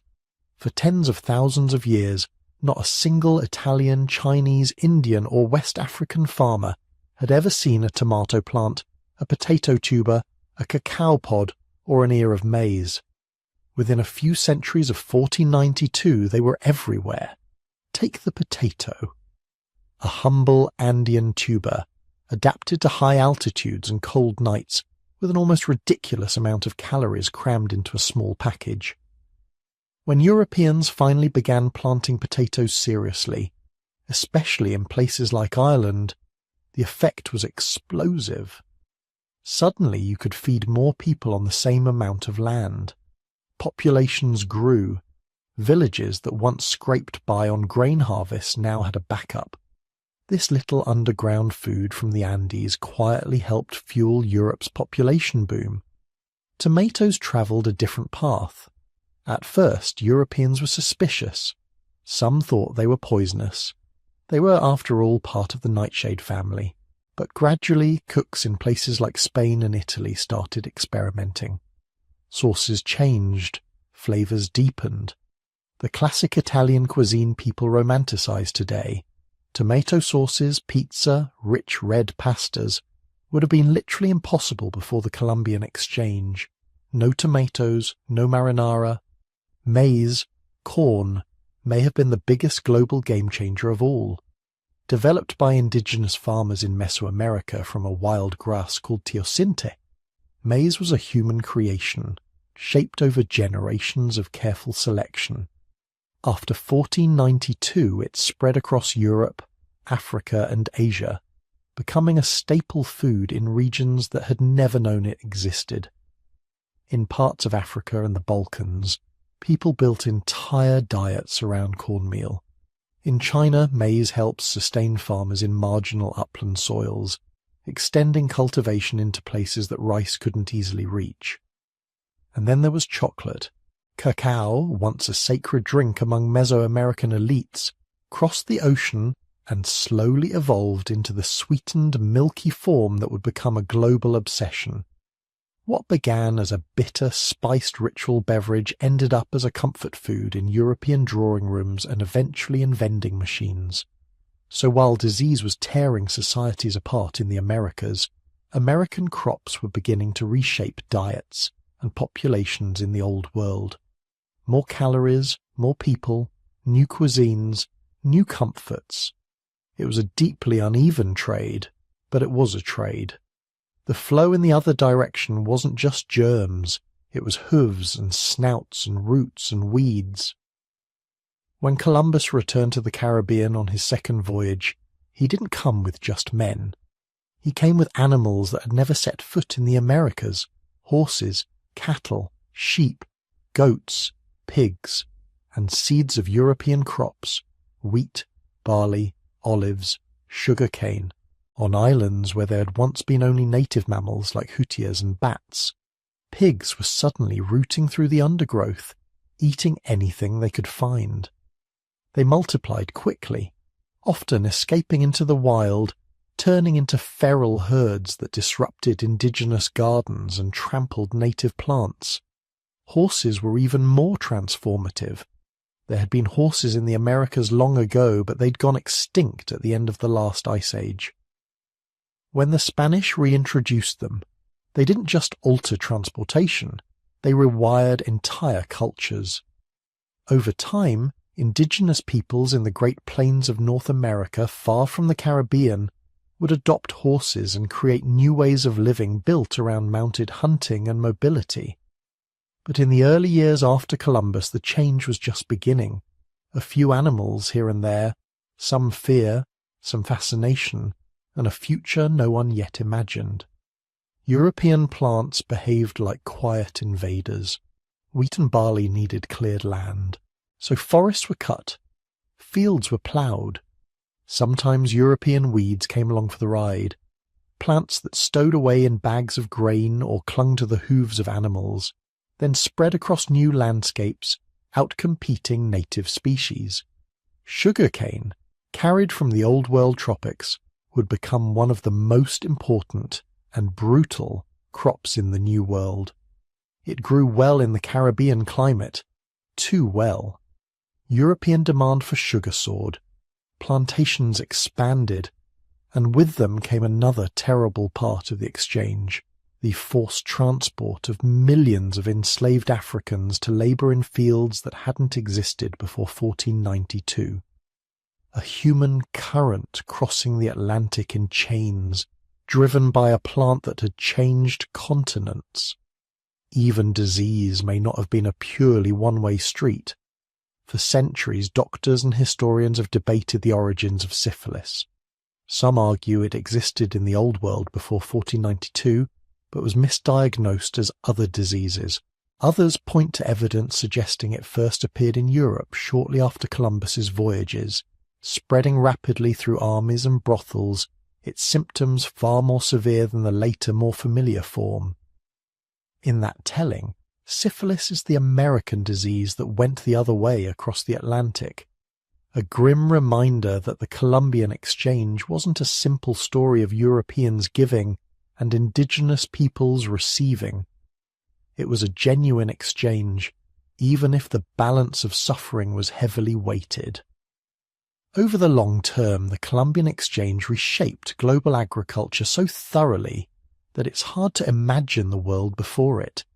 India without chili peppers, West Africa without cassava or maize, Ireland without potatoes, Italy without tomatoes, Switzerland without chocolate, the American Midwest without wheat, the Caribbean without sugarcane, the Great Plains without horses, all of that impossible, all of that unthinkable. Tonight, if you open your kitchen cupboards, you're looking at the aftershocks of 1492. Coffee from one region, sugar from another, spices from another, chocolate, tomatoes, peppers, potatoes.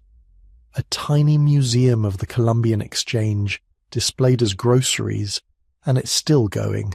We're still moving species around the planet, sometimes deliberately, sometimes by accident. Still creating new ecological combinations with consequences we don't fully understand.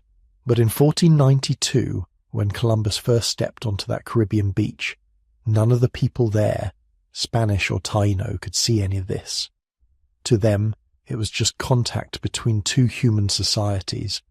They didn't know that plants were already planning their invasions, that animals were waiting in ships' holds to redraw maps of possibility, that viruses were quietly calculating their next host. The armies of conquest were not just men with swords and guns. They were microbes, seeds, and hooves. Biology had entered the story, and it was about to rewrite it. Picture the ocean again, but not the lonely, anxious sea of the first voyage. This time it's crowded. 17 ships, hundreds of men, horses, attack dogs, seeds and tools, chains. Columbus isn't just an explorer now. On paper, he's a viceroy, an admiral of a new world. This second voyage, which leaves Spain in September 1493, isn't about finding out what's there. It's about deciding what to do with it. Spain knows much more this time. The court has heard Columbus's stories of gentle people, gold ornaments, and endless fertile islands. The dream has hardened into a plan. Colonies, plantations, mines. The monarchy wants returns on its investment, fast. So the fleet that sails west is less like a scientific expedition and more like a moving city of conquest. There are priests to convert souls, hidalgos to claim land and status, bureaucrats to record who owns what, soldiers to make sure everyone gets in line. Some of the men on board probably imagine a tropical Eden, warm water, easy riches, friendly people ready to help. Others, more experienced with war in Spain's recent campaigns against Muslim Granada, may already be thinking about forts, tribute, and how to keep restless men under control on lands no European has ever ruled. They're not going back to nothing. They're going back to La Navidad. Columbus had left about 40 men there on the north coast of Hispaniola after the wreck of the Santa Maria. A tiny outpost made from the cannibalized timbers of a ship, stocked with promises, gold to be found inland, alliances to build with local chiefs, a peaceful foothold in a new world. Now, as the fleet approaches Hispaniola almost a year later, Columbus must be wondering what he'll see. Smoke from cooking fires, men running down to the shore, cheering, a thriving little community trading with nearby Taino villages. Instead, they find ruins. La Navidad is gone. The buildings are burned, the fort destroyed, the men dead. Some accounts say their bodies were visible, scattered and decomposed. Others suggest the remains had already been taken care of, the site abandoned to vines and silence. Taino sources and later Spanish testimonies give a simple explanation. The men Columbus left had not behaved like guests. They fought among themselves, abused local women, demanded too much food, searched obsessively for gold, and tried to bully chiefs who didn't see any reason to obey them. One local leader, Xaonabo, is often named as the one who finally decided, enough. His warriors overran the settlement and killed the garrison. To the Taino, this might have been a local correction, a response to a violent, troublesome group. To Columbus and his men arriving with 17 ships, it looks like something very different. It looks like rebellion, and rebellion calls for punishment. Any trace of hesitation that may have lingered after the first voyage dissolves almost instantly. The tone shifts from curiosity to control. The search for gold becomes entangled with the desire for revenge. The vision of a peaceful trading colony hardens into a plan for domination. Within days, Columbus orders a new settlement not far from the ruins of La Navidad. This one is called La Isabela, in honor of the Queen. But the pattern written into its foundations is less a tribute, and more a warning. Walls, storehouses, a church, a gallows. From the beginning, the relationship with the Taino is framed in terms of tribute. Columbus needs proof for Spain. Gold, cotton, labour. He also needs to keep his own men from turning on him. Many had been promised wealth, few find any. Hunger, disease, and disappointment set in quickly. So Columbus reaches for a system that will become one of the defining features of early Spanish rule in the Americas, the encomienda. On paper, the encomienda is almost benign. Spanish colonists are entrusted with groups of indigenous people. In return for protecting them, teaching them Christianity, and supposedly looking after their welfare, the colonists can demand labour, tribute, and service. In reality, it's something much simpler. It's organised exploitation dressed in legal language. Taino communities who had once farmed, fished and hunted for their own needs now find themselves obligated to carry food, build roads, work in mines and serve in Spanish households. Men are forced to pan rivers for flecks of gold. Women grind grain, haul water, and serve the colonists in more intimate, coercive ways. Children run errands until they collapse from exhaustion. Some areas are ordered to deliver a specific quota of gold every few months. Those who meet the quota receive a small token, like a copper or brass disc to wear around the neck, marking them as compliant. Those who don't, or who try to avoid the mines, face brutal punishment. There are accounts, reported by later critics like Bartolomé de las Casas, of hands being cut off, of bodies maimed as warnings, of villages burned for failing to produce enough. Even if every individual story can't be verified, the overall pattern is clear. A system built to extract maximum labour from a population that had no immunity to European diseases, no experience with this kind of coerced work, and no escape route off their own islands. Columbus, now acting as governor, proves far better at imagining grand titles than managing people. He has to juggle contradictory pressures. The Spanish crown wants profits and order. The colonists want land, labour and personal freedom. The Taino want their autonomy and safety. Instead of balancing these, Columbus often satisfies the most aggressive voices in his own camp while lashing out at indigenous resistance. Food shortages hit early. La Isabela is badly sited. Poor soil, brackish water, scurvy, dysentery and infections spread through the Spanish population. Some colonists mutter that Columbus misled them. Others openly defy his orders, raiding Taino villages for food and women. To reassert control, Columbus authorises a campaign of terror against those he sees as threats, especially Caonabó, the chief associated with the destruction of La Navidad. Through deception and force, Spanish forces capture him. He's bound in chains, paraded as a trophy, and eventually dies on a ship bound for Spain. But if Columbus thinks cutting off the head of resistance will end it, he's mistaken. Across Hispaniola and neighbouring islands, Taino leaders notice a pattern. The strangers' demands only increase. Their violence escalates.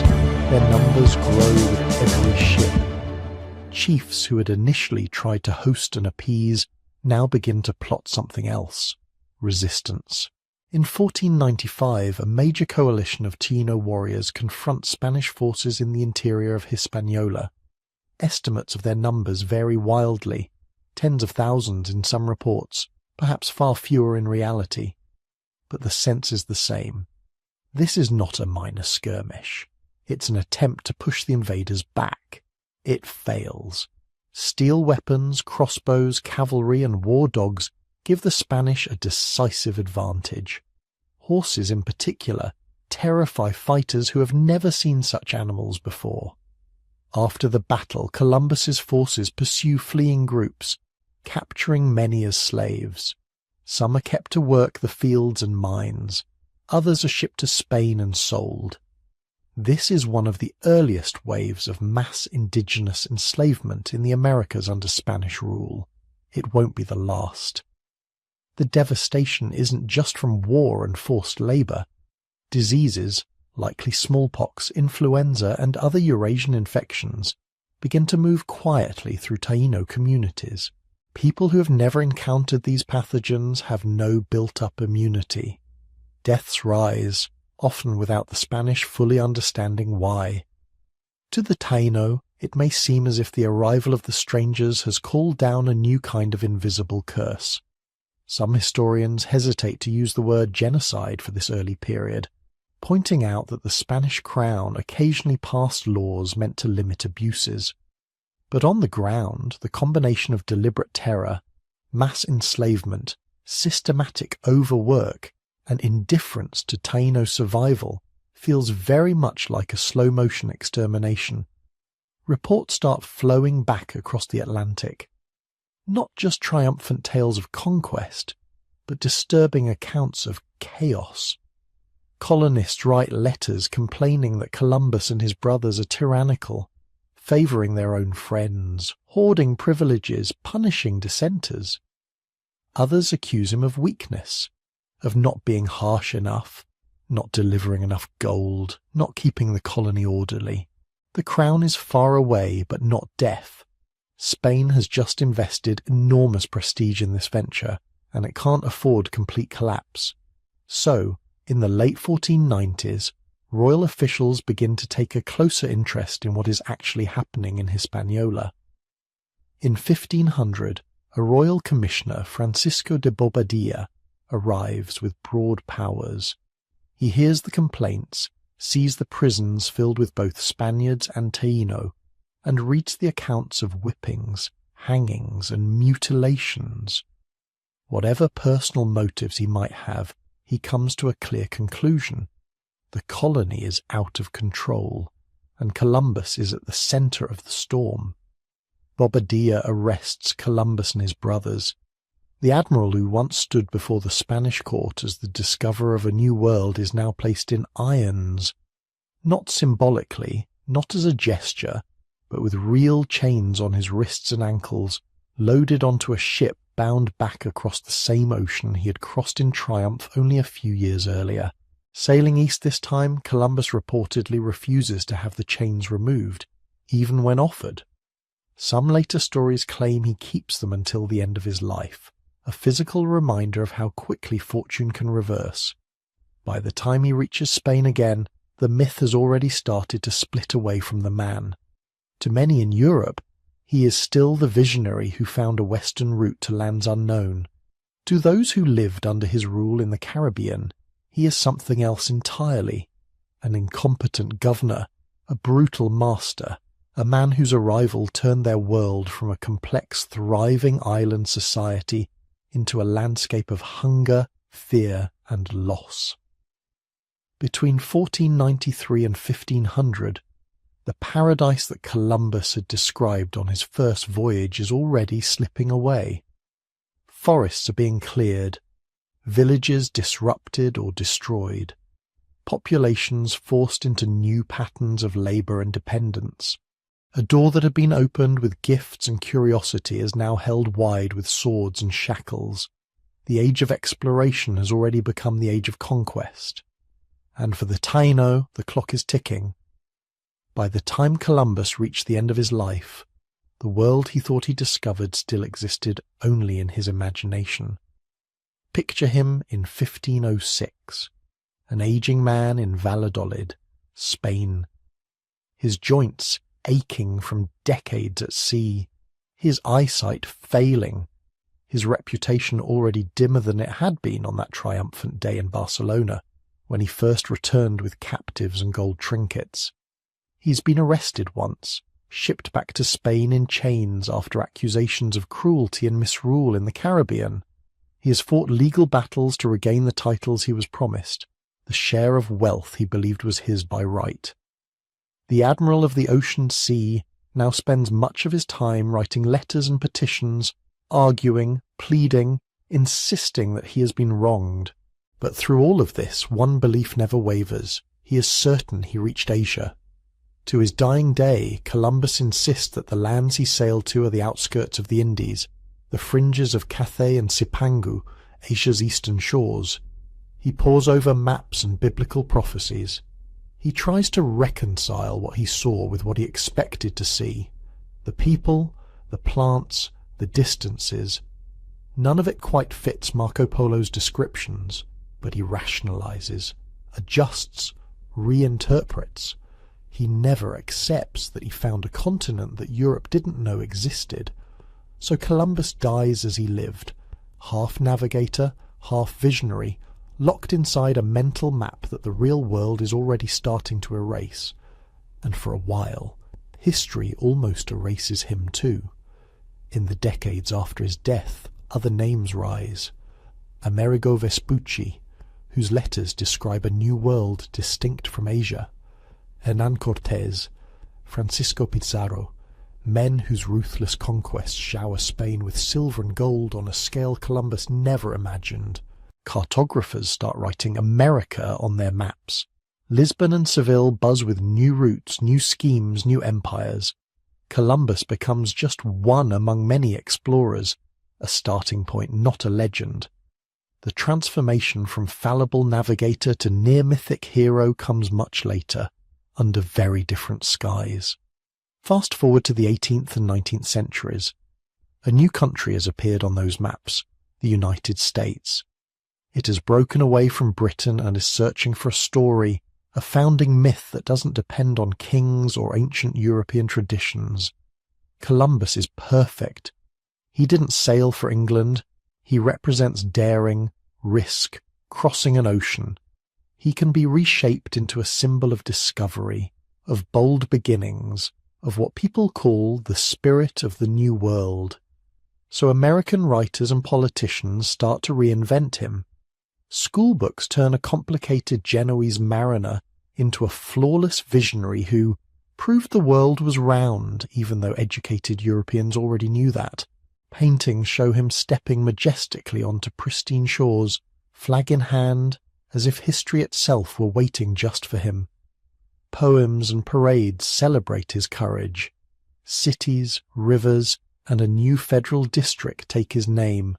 Columbia, Columbus, the District of Columbia. The messy details fade. The arrests, the mismanagement, the violence, those are brushed aside, or not mentioned at all. The Taino and other indigenous peoples disappear from the story, replaced by vague Indians in the background of heroic scenes. The real man, who died uncertain, is turned into a statue, literally. Marble Columbus towers over public squares, always pointing west, always on the brink of a discovery that no longer quite matches what actually happened. But the people who were on those islands when he arrived, they never had the luxury of forgetting. For indigenous communities across the Americas, 1492 isn't just a date on a timeline. It's the beginning of a long, painful before and after, in Taino oral traditions, in Caribbean folk memory, in the stories passed down quietly within families. Columbus is not a heroic stranger. He's the doorway through which disease, slavery and displacement came. Yet even in the face of devastation, their story doesn't end. Taino identity for a long time was said to have vanished. Many historians once wrote that they were completely wiped out within a few generations. But genetic studies, linguistic traces, family names, and living cultural practices in Puerto Rico, the Dominican Republic, Cuba, Jamaica, and beyond tell a more complex story. People across the Caribbean today recognize Taino roots in their food, their music, their agricultural techniques, their words, hurricane, canoe, barbecue, hammock, Community groups and activists explicitly reclaim Taino heritage, not as a romantic fantasy, but as a quiet insistence. We are still here. Our ancestors did not vanish. They survived in us. Across the Americas, indigenous perspectives on Columbus are different in tone but united in one basic truth. For them, 1492 marks not discovery, but invasion. In the Haudenosaunee territories around the Great Lakes, in Andean communities in Peru and Bolivia, among the Maya in Mexico and Guatemala, Columbus is often seen as the first in a line of outsiders who brought forced conversions, land seizures, and epidemics. Yet the story they tell is not just one of loss, it's also survival. Languages preserved against all odds, ceremonies conducted in secret when they were outlawed, knowledge of planting cycles, medicinal plants, and sacred landscapes passed on quietly, parent to child, generation after generation beneath the noise of empire. In the 20th and 21st centuries, those quiet survivals become louder. Protests begin to challenge the parades and statues. Indigenous scholars and writers publish accounts that centre their own ancestors' experiences, rather than European viewpoints. The mythic, one-sided Columbus story starts to fracture, revealing the people who were always there but rarely acknowledged. This is where the modern Columbus Day controversy comes from. For many Italian Americans in the United States, Columbus Day began as a way to claim respect in a country that discriminated against them. In the late 1800s and early 1900s, Italian immigrants faced violence, stereotypes, and suspicion. Honouring an Italian navigator who helped open the Americas became a symbol of pride and belonging. So for some, Columbus Day is still tied up with that history of struggle and acceptance. For many indigenous people, though, the same holiday feels like a celebration of the day their world started to collapse. It feels like a public festival held at the site of a family tragedy. These two emotional truths clash. That's why, around the early 1990s and into the 2000s, you start to see a shift. Cities, states, and countries begin replacing or pairing Columbus Day with Indigenous Peoples Day, Dia de la Resistencia Indígena, or similar observances.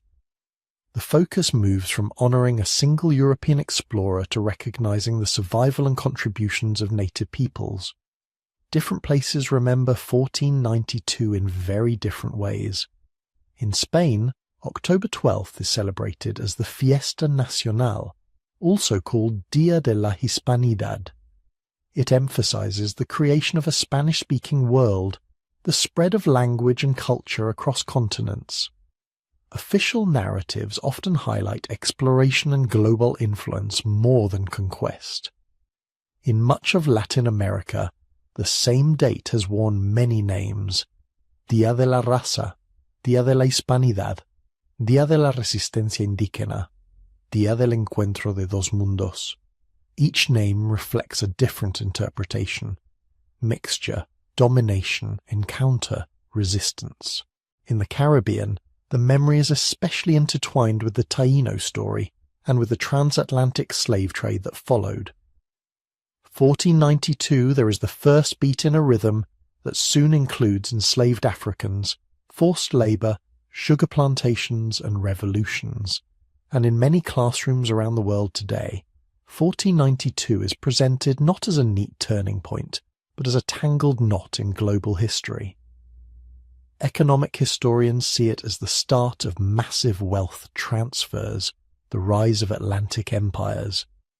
Environmental historians see it as a key moment in the reshaping of ecosystems. Indigenous historians see a catastrophe and a beginning. While we argue about statues and holidays, archaeologists quietly keep digging.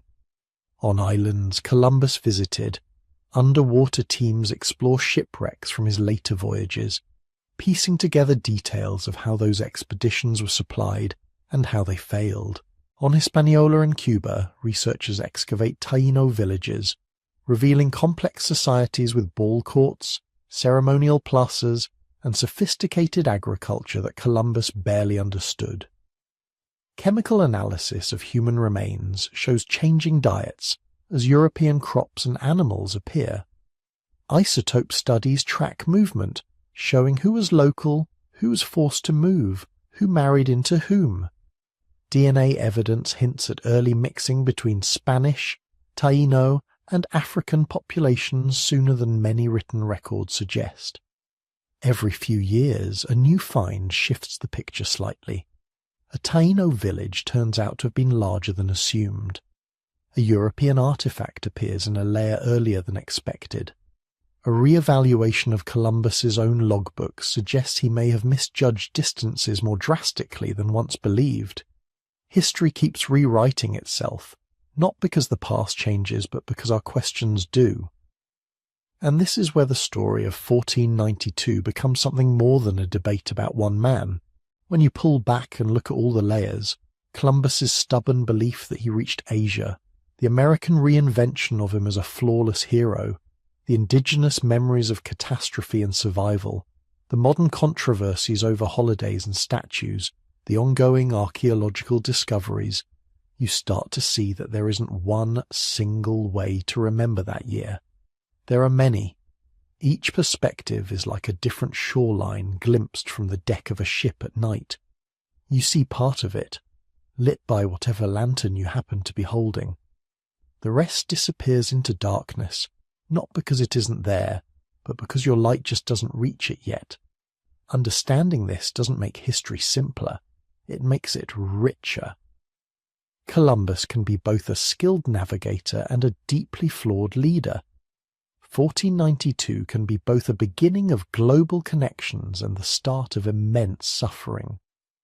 The Taino can be both victims of disease and violence and ancestors of living communities who refuse to vanish. When we let all these truths exist side by side, history stops being a flat painting of a man planting a flag. It becomes something closer to real life, messy, painful, astonishing, full of unintended consequences and quiet acts of endurance.